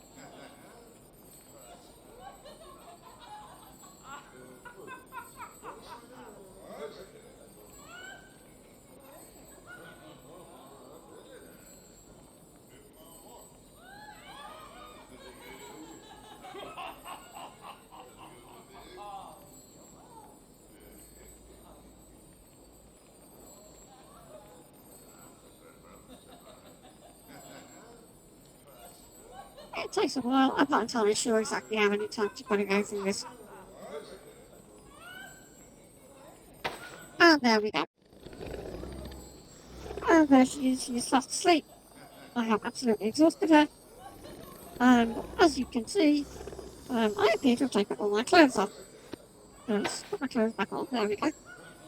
It actually makes no difference at all at this point whether or not I am naked, because my armour here, like my clothing, gives me no bonuses of any kind whatsoever. I could run around and do most of what I'm doing right now completely stark naked if I wanted to, and it would have no difference at all to any of my stats. But let's face it, keeping the clothes on is probably the better bet. Now, if you're playing someone incredibly evil at this point, you could just turn around and stab this poor courtesan, and you'd get a small amount of experience and maybe a couple of evil points. But I'm not going to turn around, I'm not going to stab some poor girl. That's just not how it works.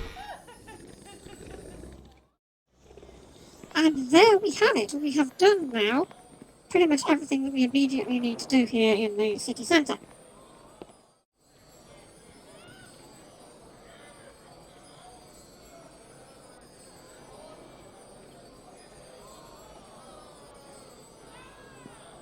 There we go, all done. I don't have any particular reason to hang on to the key, so I can get rid of that.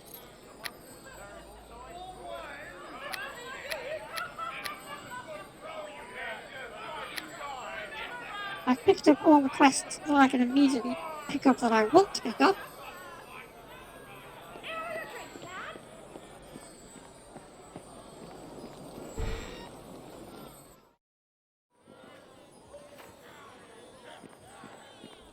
Let's see if I can have a chat with this guy here. Can I help you? He doesn't sell a great deal of any use to me, because again, he's selling things for the fighters. But down here, magic bags. Now these are incredibly useful, because as you can see, they reduce the weight of anything put in them. Which means that if you're adventuring and you're playing something like a wizard, like I am, with low strength, you're going to be picking up a lot of heavy items, and in no time at all your encumbrance is going to be reached, and you'll be walking along incredibly slowly.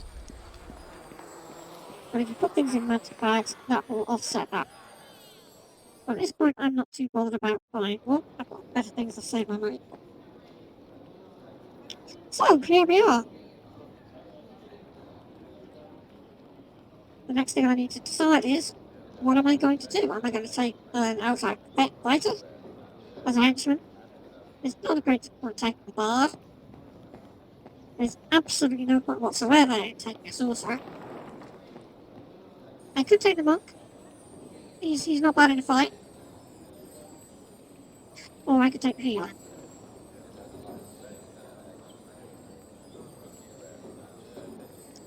And right now, I think the one I'm going to take is going to be this fighter. Mr. Red Tiger. Just because I will probably have to switch later on. But to start with, what I'm going to be facing is just going to be lots of guys who try and hit me with things. There won't be anything particularly magical or special about them, and he's definitely the best equipped to deal with them. So each one of these henchmen has a quest story that goes with them, and as you level up, you can ask them more things about that story, and when you reach the end of the story, it'll tell you that there's an item hidden somewhere in the game. When you find that item, give it to them, they will give you magic stuff in return. And the story has 4 chapters, and in each chapter there is a continuation of that story, and once you've got the items that you get in the first chapter and the second chapter, you follow their story and find another thing, then they will take the magic item that they gave you and they will upgrade it. And over time you can actually get some really good stuff. The question is whether or not your character and the class that you're playing needs that. Unfortunately, there is absolutely nothing of a great deal of use to wizard. You can get a nice amulet of strength, you can get an amulet which increases your constitution, you can also get rings of dexterity, you can get ring of charisma, you can get a belt of charisma as well. And the only thing out of all that batch that's any use to you at all is going to be the amulets. So the amulet of constitution and one of dexterity, they're the only ones that will likely be of any use to you. Myself, depending on how the game's going, I would actually probably take the amulet of constitution. But that's just the way I would do it. It's a lot easier to find items that give you dexterity than it is to give you constitution. So I'm going to tell him that yes, he can come with me and we can find out what's going on. And amazingly, I've managed to talk him down, so I think 175 gold, and there he is. I now have a henchman. Is there something? I don't want him to try and open anything that's locked. And that's all I wanted to do for the moment. He will now run around, and if we come across anything in danger or something that's trying to attack us, he will just jump straight in and he will start fighting them. Which is great, because I really don't want to have to be standing on the front lines. If a wizard is fighting right on the front lines, then they're probably either deliberately built so that they can be a spell sword, which I'm not, or they're doing something wrong. So here we have the Peninsula district, which you may recall is where the prison is, and there's been a prison break. So somewhere inside here, we're going to find a lot of prisoners running around loose, generally making themselves a great bit useless. And probably there's going to be some kind of thing going on here related to those missing creatures. So I just have to talk to the guard here.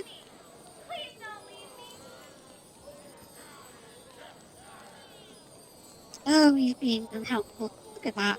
There we go, that's better. It's not great inside the district, obviously. But I've persuaded him that I'm totally legit, and he's going to let me in now. Let's just have a quick look at what we've got going on here. I'm not really going to need protection from an alarm, and I'm definitely not going to need magic weapon at this point. He's more than capable of doing the damage I want him to do as it is, so I can throw in another persistent blade, and probably another burning hands. This is the advantage of playing wizard, of course. You can swap your spells out and take what suits the situation. Admittedly, sorcerers may have more spells per day at this point, but they have very limited range. And by the time you get to your maximum 20th level, which is not far as you can go in this campaign, the wizard has a great deal more versatility and a complete many more spells that they can use. Okay, so first thing we do, we come in here. Rather than going off to be helpful at all, we're going to go and look some more stuff from this house. You know, this is not something that I would expect the character of Harry Dresden to go around doing. You certainly wouldn't just walk into someone's house and steal all their stuff. But, unfortunately, it is the only way to play this game. Now swap to a range weapon. Because if you don't go around looting all these houses, you won't get any gold. If you don't get any gold, you can't get any equipment. And if you do that, you have got no chance of actually really playing this game properly.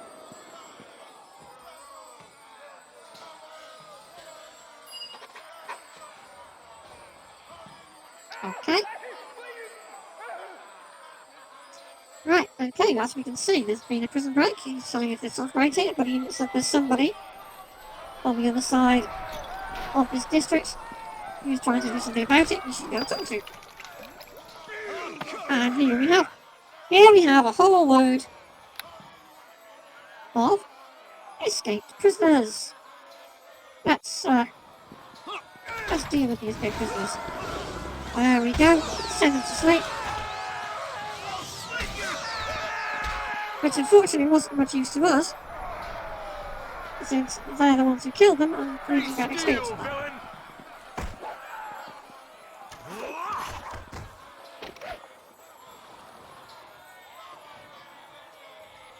Which is unfortunate.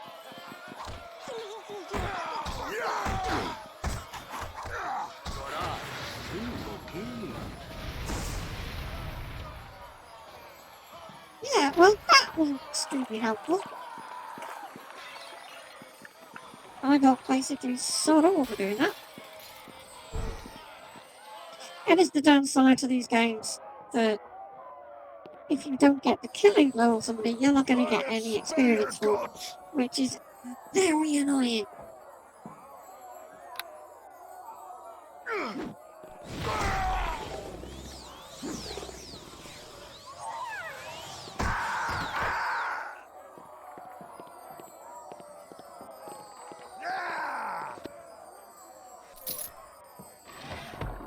Yeah, quite right. And then you have the other downside, of course, of playing a spellcaster. Constantly needing to sit down and rest, so your spells will regenerate.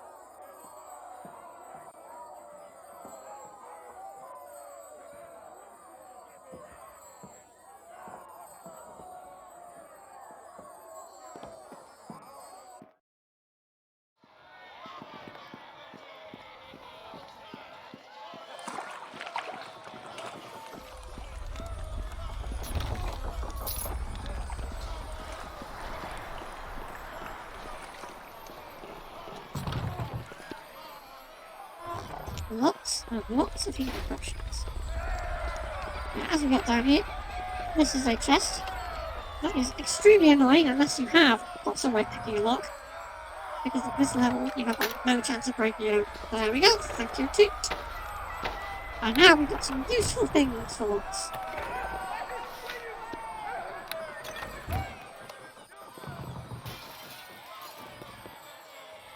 What have we got? Well, we've got gloves of spellcraft.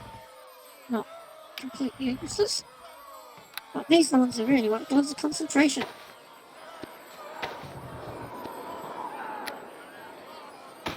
Now, the gloves of spellcraft, they would be useful in the context of if you wanted to do any counterspelling, which you need a high spellcraft skill to be able to do. I've never ever had to do any counterspelling in any one of the versions of Neverwinter Nights. It's just never been necessary, so I ignore it. The only reason I take it is so I can definitely make sure I get the additional spell resistance. Okay, that's an arcane spell. I forgot about that, so we'll have to sell that. Just a proper game save would be a very good idea at this point. And there we go.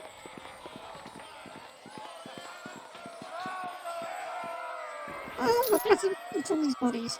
More shiny things. More useful things that I could take from a load of corpses.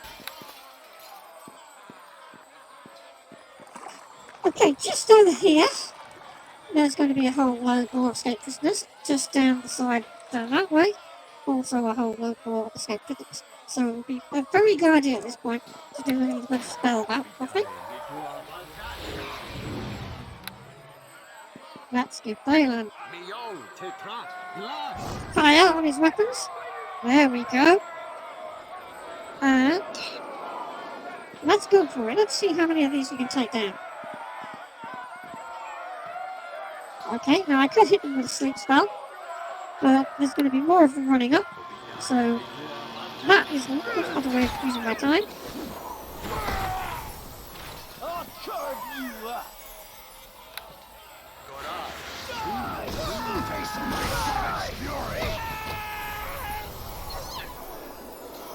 And having quite successfully managed to incapacitate a lot of them, we can just let Dayon take his time.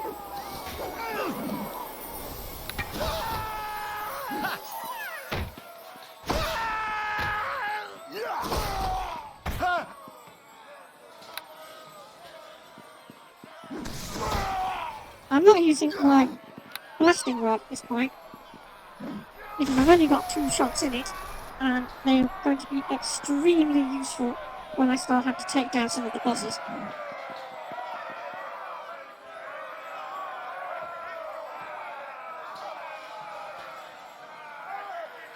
Let's just let Dayon take care of these guys. Probably not a bad idea if I take the healing potion. I hadn't noticed something like that.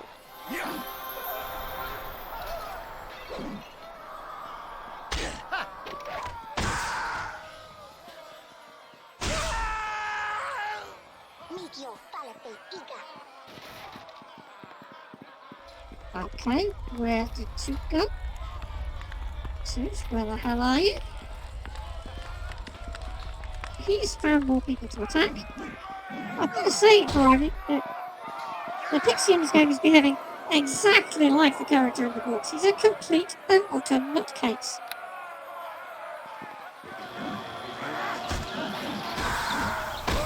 Spill your guts.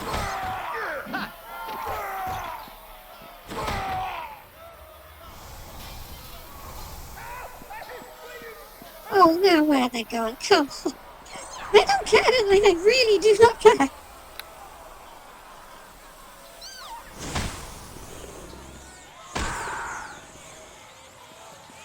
Right. Let's just get a little bit further away from there. Oh no, he's decided he's off again. He's spotted this guy. This is one of the bosses I was talking about.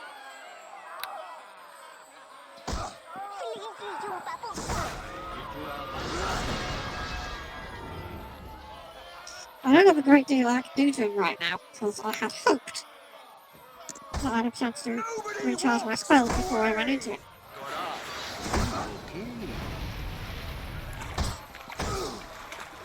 But it looks like I've taken care of him pretty effectively.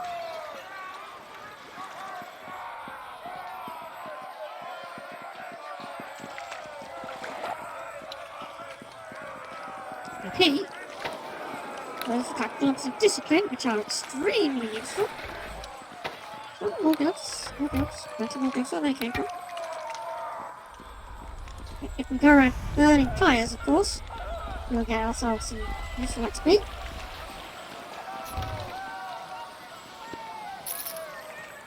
Thanks to being a complete and utter nutcase, we've actually gone about going through this level in exactly the reverse order of the way I would prefer to do it. But it all works out the same in the end. And that's my blade disappearing. Nope, already done that. There's another one of those bosses down there, but I'm definitely not going to go into there until I have a chance to sit down and rest a bit. And since I'll have to come back on this route anyway at some point, I'm off to do it then when I'm a little bit more resilient. Oh, here they come again.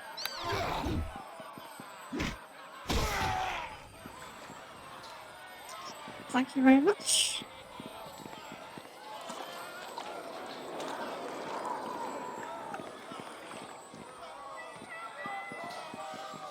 And there we go. That's this area cleared. And all the bodies that are lying around here. And we can grab everything that's inside these crates. And there's a fellow standing over there. I'm not entirely sure why he didn't come and help his friends. Because it's every man for himself at the moment.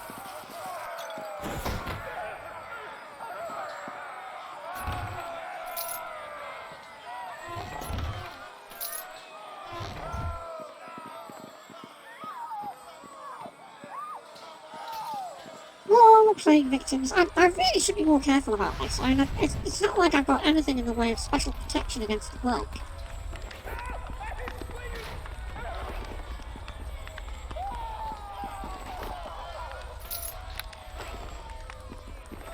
Oh, well, I would say that Wailing Death is a pretty damn good name for a band.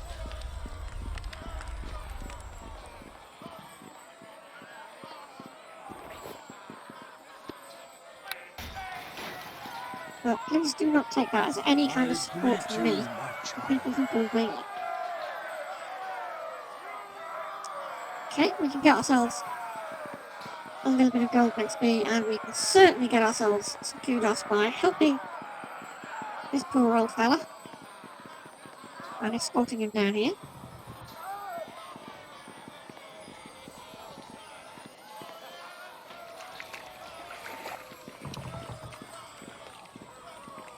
There we go. Before we go any further, I think we need to rest a bit.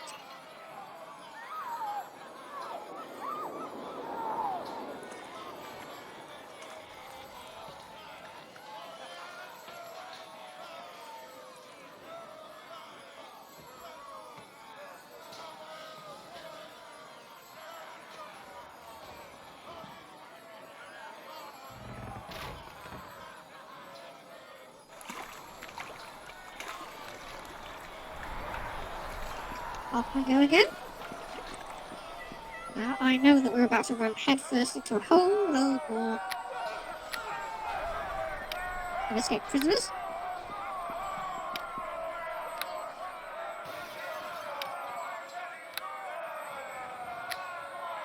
So I'll have my mage armor back.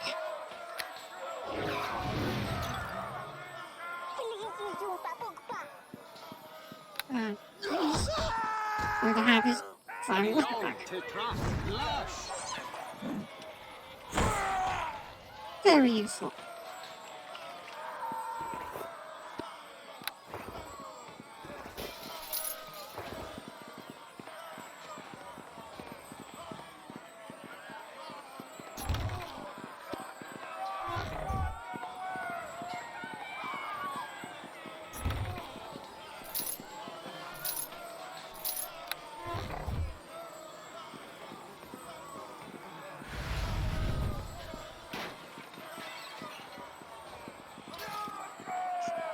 Okay, now we come down here. Oh look, there's a whole load more escaped prisoners.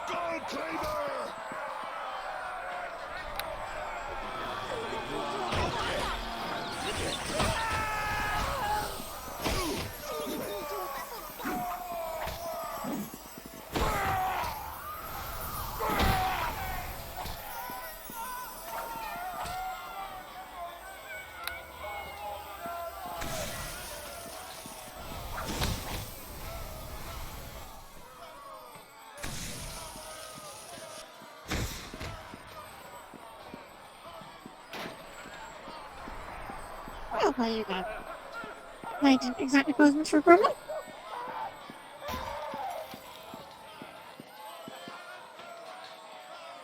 Now, look here, we found another person we could get to the gate.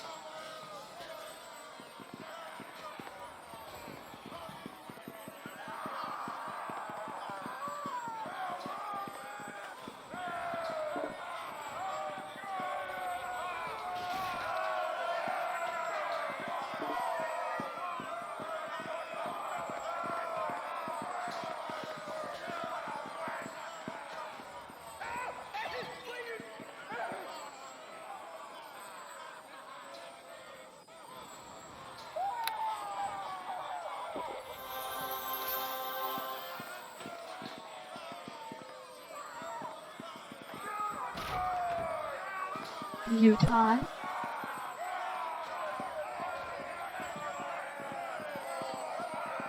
Mute off.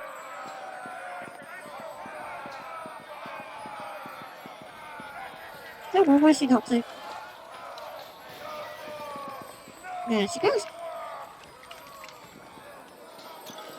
Okay, she's going to give us a nice little walk there.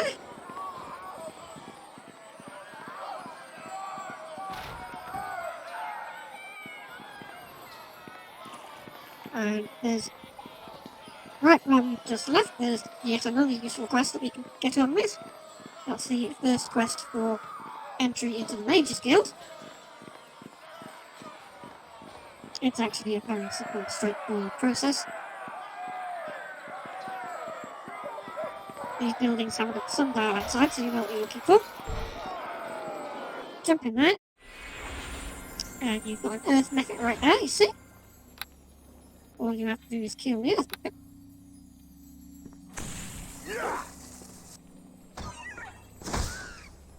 Which, as you can see, is not different. While you're in here, so there's a pile of stones. And there's a bit of earthquake. And you've got to pick up a similar sort of elemental token from the other buildings that are related in this quest. And when you've got them all, you can go back to the lady in the guild and she will tell you what to do next. So that was quite handy. In this corner, there's not much else for you to do immediately other than just clear out a couple of buildings, get yourself some loot, get yourself some experience. It's all pretty straightforward stuff.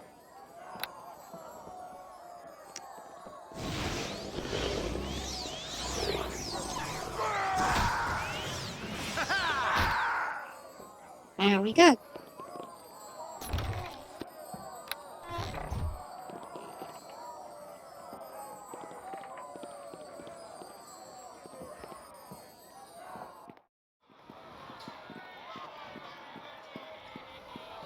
More stuff to reach.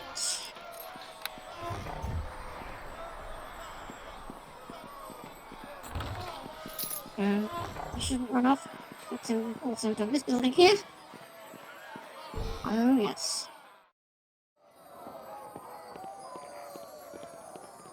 These escaped prisoners seem to be doing a very good job of hanging around in other people's homes, but they don't seem to be doing very much in the way of trying to get away.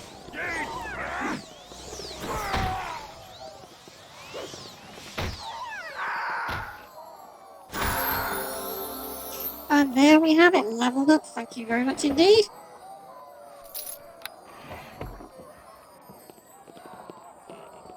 So, since we've leveled up, we should definitely take advantage of that. Of course, we're still playing Wizard. We want our intelligence to go up. There we go, that's given us another spell slot, which is absolutely what we want to see. We want our concentration, of course. And we want our spellcraft. Again, we can't actually do anything with Tumble and Persuade and so forth because they are cross-class skills at this point. So we have noticed that we have been failing to identify things, so we should probably stick our door up a little bit more.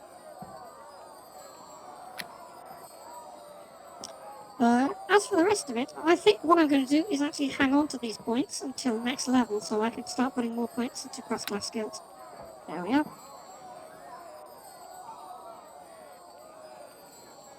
Again, there's not a huge number of skills and spells here that I want to take that are very thematic for the character of Harry Dresden, really. So, pretty much self-indulge, take whatever feels appropriate and useful. I think would be the best plan.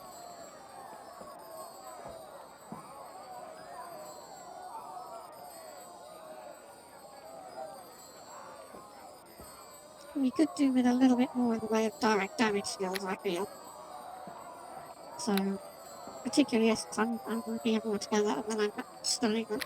So that would be extremely handy. And we are soon going to be running into things to be doing elemental damage, so let's take some of that as well while we're at it. Once again, we'll keep it toot. There we go. Just as a note, normally when you play this game, It treats it exactly the same way as it treats it when you're playing tabletop 3.5 D&D, and you roll a dice to find out exactly how many points you actually get. Now, I've activated the setting which allows you to always receive the maximum points you get. I know it's not 100% as realistic as playing tabletop D&D, but in this game it's a hell of a lot simpler. Interestingly enough, when you go into Neverwinter Nights 2, it automatically has that set, that's how it does it anyway. But there would always have been the possibility that I got on to play this game and I kept on rolling a series of ones for my health, at which point I would be very screwed. So, there we go.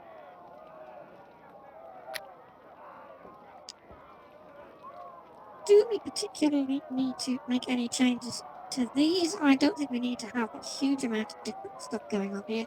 What I'm going to do is just tidy this up a little bit. A couple more burning hands.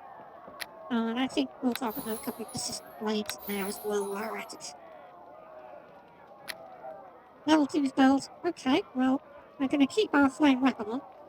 Cloud Bewilderment is doing very well for us, thank you very much. But we'll throw in the magic loop as well.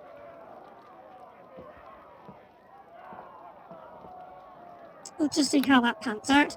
If it turns out that it doesn't work especially well, we can always switch that, that's not a problem. That's the big advantage, of course, of playing a wizard. You have the opportunity to change those spells immediately. If you're playing a sorcerer, then you'll have to wait. And have only the chance of getting rid of the spells you don't want as you level up.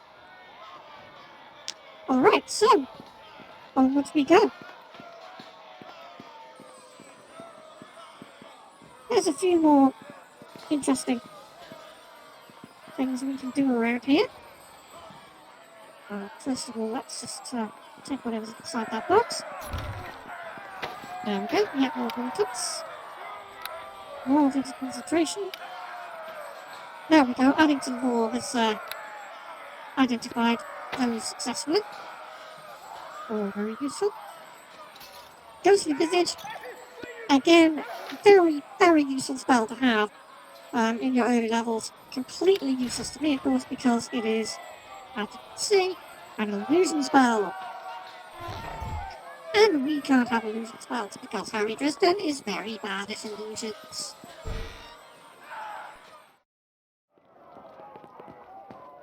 Here we go. I greet you. Now this is the place we have to go to. Remember to go and talk to the people who have been looking around inside those tombs.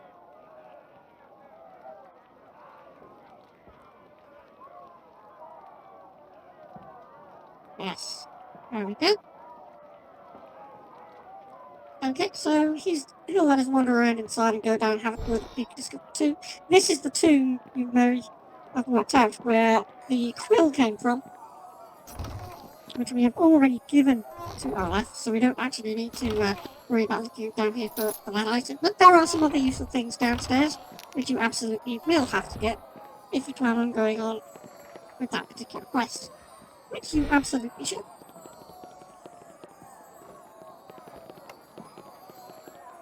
Go on, Toot Toot, open it up. I mean, I can appreciate there's a couple of things wrong with this pixie when compared to Toot Toot. He's the wrong colour for a start. I mean, he's most definitely be a sort of lavender lilac colour. The other aspect is that Toot Toot wouldn't just walk up to that chest and try and pick its lock carefully. He'd just open it and start hitting it until it opened. Now be careful as you run around in here because there are some traps. Which you can see there, red being trapped. But fortunately, you've got Toot with you. And Toot will automatically locate and remove any traps you come across. So if you see him flying away, and you're wondering where he's off to, chances are he's going to get a trap, in which case you should just let him do that. Occasionally, as it was earlier, you may also find that he's running off and he's going to try and stab something about 50 times bigger than he is and die in the process. In which case, yeah, that's Toot for you. That's what it does. Okay, matey.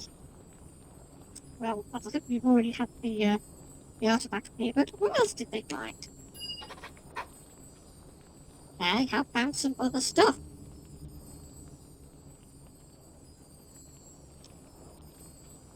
So, if we just ignore the rest of that, we can go down here. And this is important. This is important stuff now. These items are the keys that you need to get you into other tombs. You've got a book here, which makes it very clear. And every time you come across a number of tombs, there'll be a chest, and it'll have a riddle inside, and you have to find out a way of getting inside by solving the riddle. And the items you just picked up will help you do precisely that. Alright, off we go. So far, so good.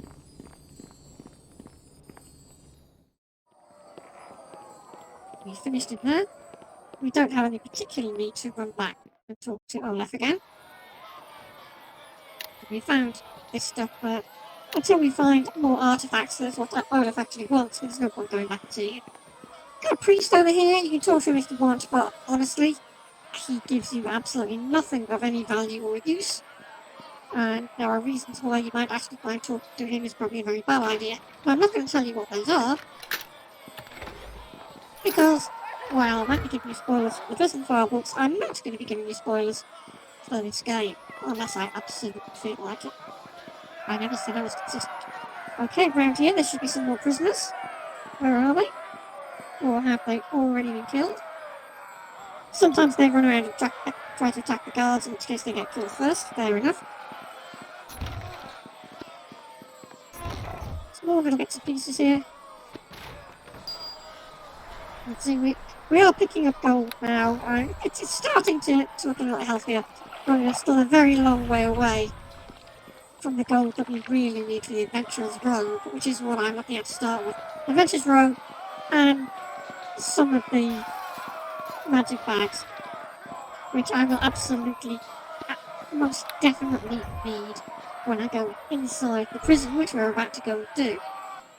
Not in here. This is the prison. This is the place we were told to go by the watch. What brings you you here? The person who knows what's going on. The guards weren't supposed to let anyone else into the Peninsula district. That's right, they weren't, but they did. So, we had a quick chat to this girl, and she's willing to pay us to help sort the prison thing out, but she isn't going to pay off. You can try and persuade her to give you more gold. There is no chance you're going to succeed. So, there you go. She's not prepared to stop up any more cash or pay you up front. So you just have to take what she says she's going to give you eventually, and just hope that she's still alive by the time you finish in the prison. We'll have to pop back here after that and then see what she can give us. There we go. All done here.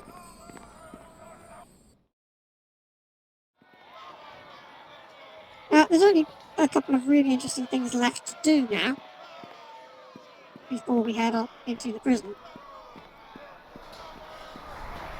The first of these things is to run around the square here, because there's a lot of loot you can pick up around here.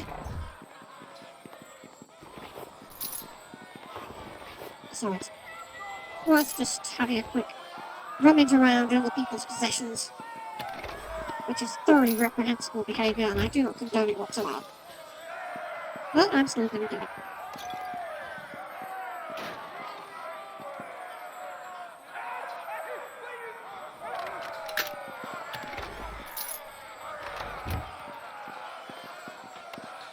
Now, there are two ways to get into this prison.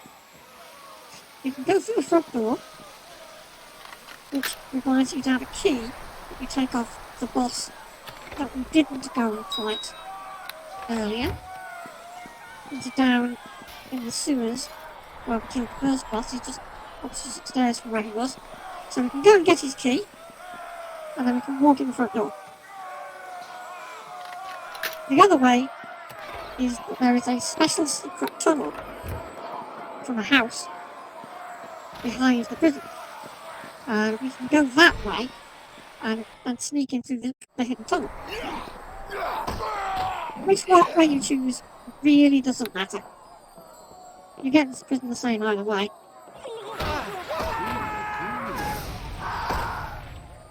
Myself, I personally prefer going through the secret tunnel. So you can go and kill the boss and get his key. And then just keep on running around there until you come across the house and secret tunnel and go from that way. Once you've got the key, you can then come and go through the front door anyway. So it makes very little difference.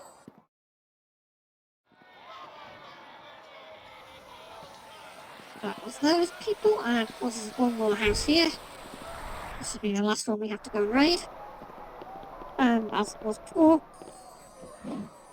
there's a whole bunch of these guys here. Let's see whether or not they're actually interested in these guys. Not enormously, no.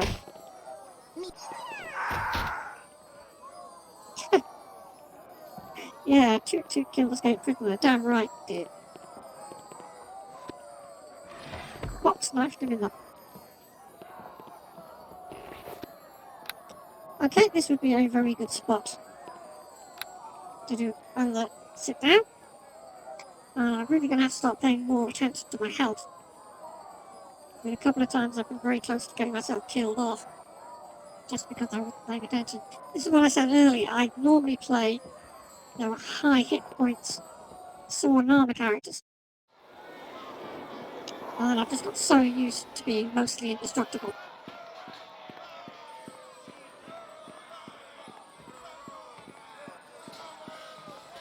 Yeah, I kind of got that one.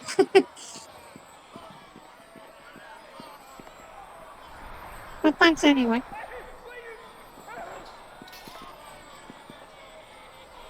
Right, okay. I think the best thing to do here would be to just...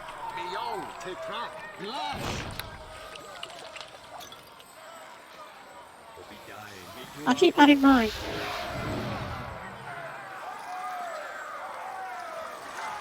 There we go. Okay, so we've just buffed ourselves up a bit. I think it would also be a very good idea to get some bark skin went on. And we'll have a drink of some blast potion, because this we're running into is going to be the hardest fight we've had in the game so far. So I don't want us all to end up immediately dead. Yeah, these guys are the same as all the ones upstairs. They like to stand together in a bunch. And as you can see, that didn't do them any good at all.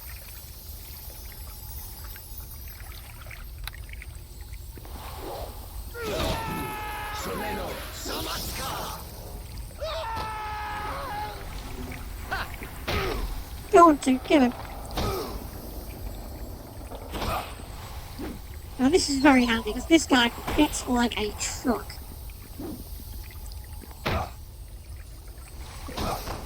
So there we go, we managed to get rid of him without needing to do any kind of serious panicking at all. Go down here and... want a negative energy? I'm not going to say no. And... bing! Dink! The prison key. So if we wanted to go through the front door now, we absolutely could.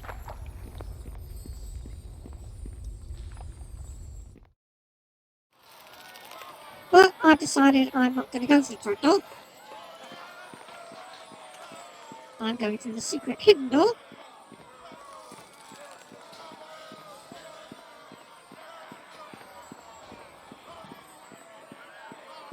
Which is down this way. Now when we go down here, we're going to find ourselves mobbed yet again by a load more escaped prisoners. As you probably noticed so far, the escaped prisoners aren't exactly so much of a problem. Well, they have the advantage that they do give us loot and they do give us XP. So, I'm not complaining. Here we are.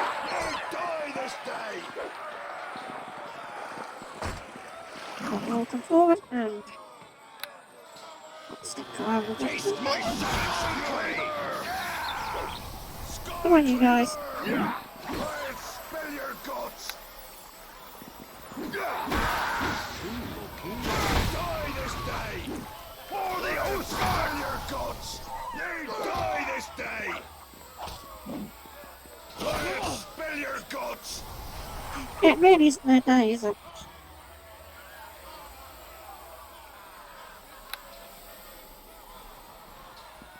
Taste my savage fury!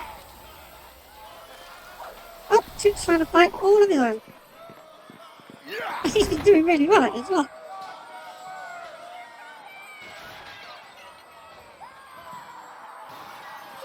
Let's take a look at his character sheet. He's doing much more damage minus 2 plus 1, so he's doing between 1 and 3 damage every hit, which is absolutely terrible. But he still managed to get that guy down to almost dead, all on his own. Which, frankly, I think that they should be extraordinarily embarrassed about that. But do not underestimate the Zarlord Guard.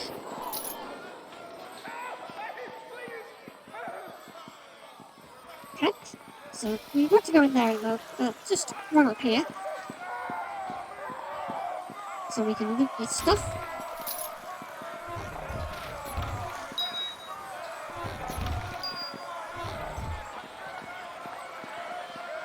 Mute on. Mute off.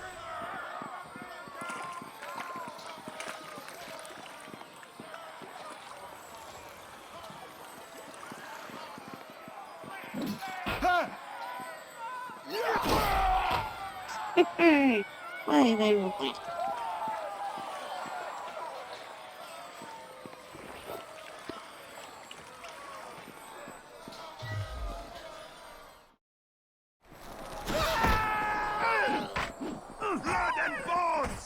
So you can probably see why it's a very good idea to take a henchman in the early levels of Wizard.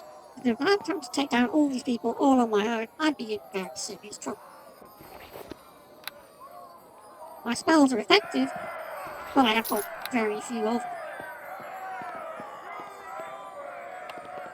Once I've got some levels on my belt and I start picking up things like Cloud Kill and Fireball, I'm going to be having a much greater degree of success.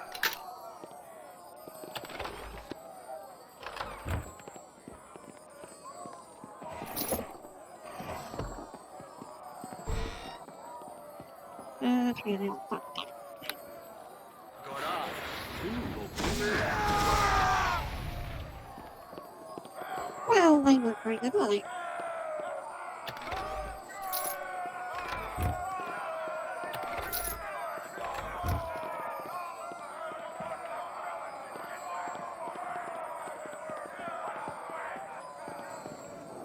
Well, I could probably do with taking a bit of a breather now, having a sit down and resting again.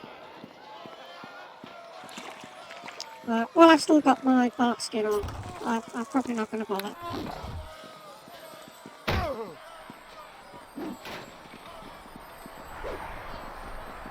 Oh, really? Taste my savage fury!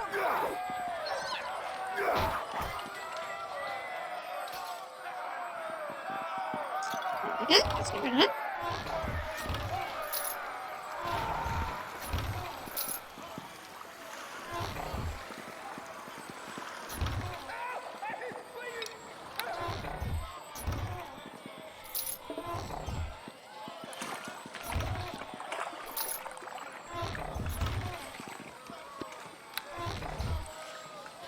Lots of things to loot. And we've already looted the barrels up there, so... There's boxes I can't remember. Did we lose the box? I think we did. Pretty sure we did. No, we didn't. Okay. And that's everything you can do. Oh, that's liable to leave outside of the prison. Now our only task is to get inside.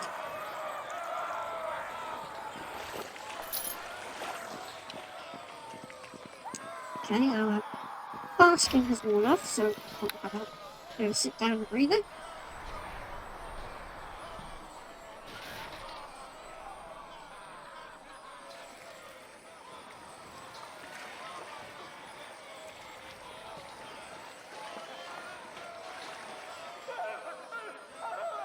Off we go again.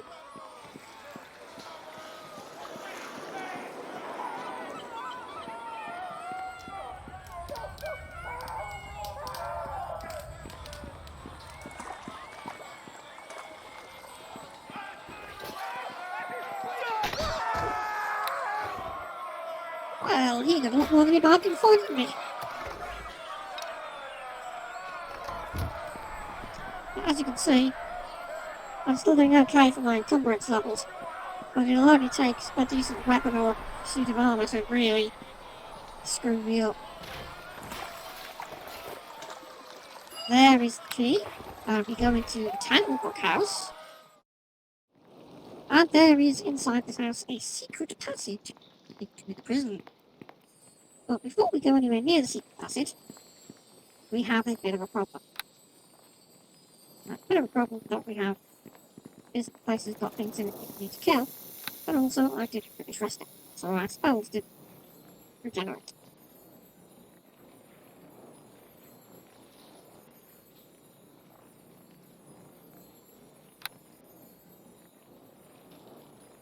Right, so, next thing we want that. We want to give our henchman his flaming weapon back. No.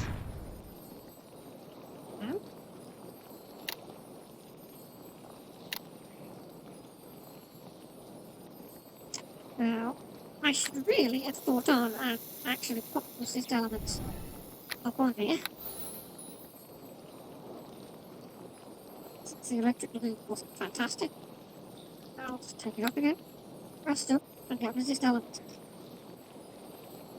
Which I'm definitely going to need.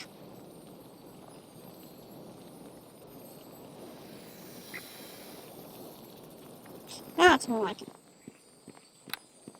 So, ladies and gentlemen, light weapon. I don't want resist elements yet. I'm going to need to element. As you can see, down this corridor, there's stink beetles. Stink beetles are a problem.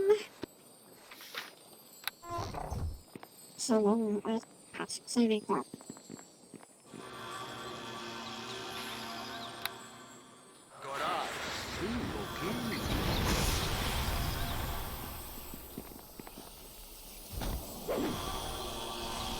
Taste my savage fury! And as you can see, I just failed my saving throw. I am dazed.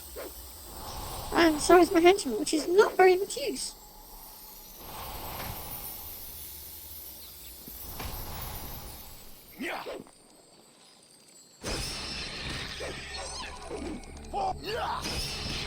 There we go.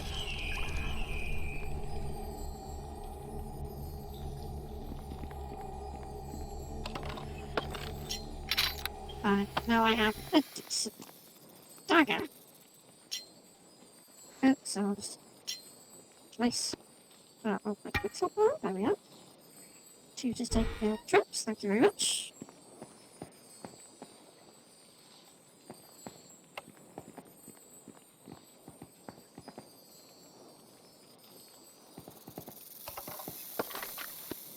Now, this thing here, Celestial Elixir. That is the first of the items that you're going to need to get for your henchman. That is the health healer. In fact, no, it might not be the health healer. It might just possibly be the stuff that the bard wants. I can't exactly remember, but it's a bit of a irrelevant point at this stage.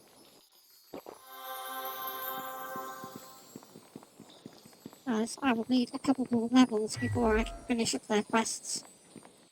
So I've got the item, but I need a couple of levels more under my belt. And when I've got that, I can talk to them and complete the conversation. That will mean they will give me my magic item.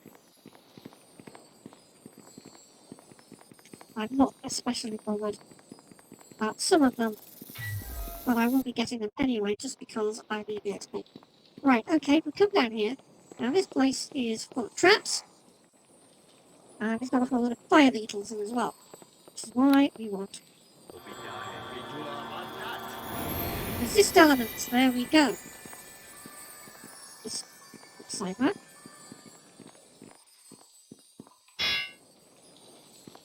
flaming sword. And yeah, it seems like my comfort's massively shut up just there.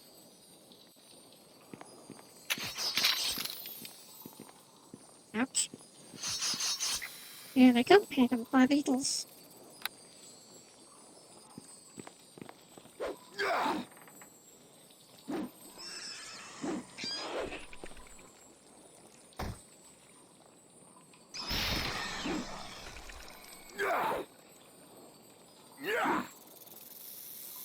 He's really not doing a good job, is he? That's more like it. Better. Good.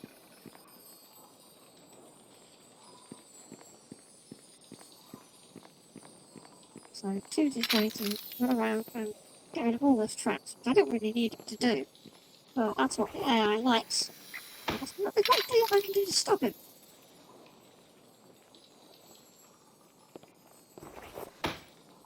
So I'll just eviscerate all these dead beetles. Well, this one is dead.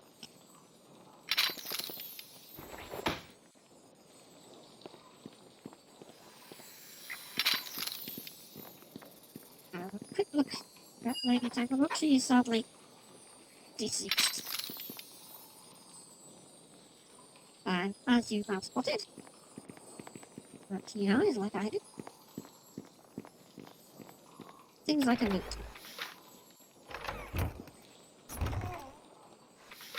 How is this relevant? Well, I could have done finding that earlier. Never mind.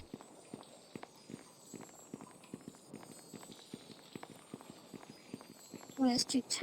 Where's he gone? That's right. Come down here and open his chest for me.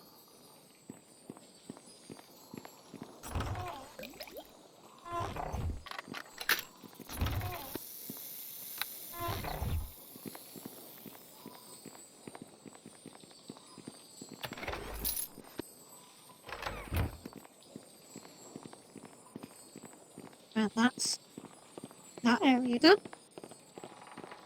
I'm just going to have a quick sit down and a rest. And as you can see, there is a ominous looking door in front of us, and that is the secret hidden door into the prison. Oh. Yes. Big ominous music. I think this would be a very appropriate point for us to end this evening's shenanigans. Please do subscribe if you've enjoyed yourselves. We'll be back again very soon with the next part where we face down whatever horrors lurk within the prison. I hope you've had a very enjoyable time. I know I certainly have. There'll be a great deal more of this to come. Thank you very much. I am the Ermineator, and I'm off to go and Erminate.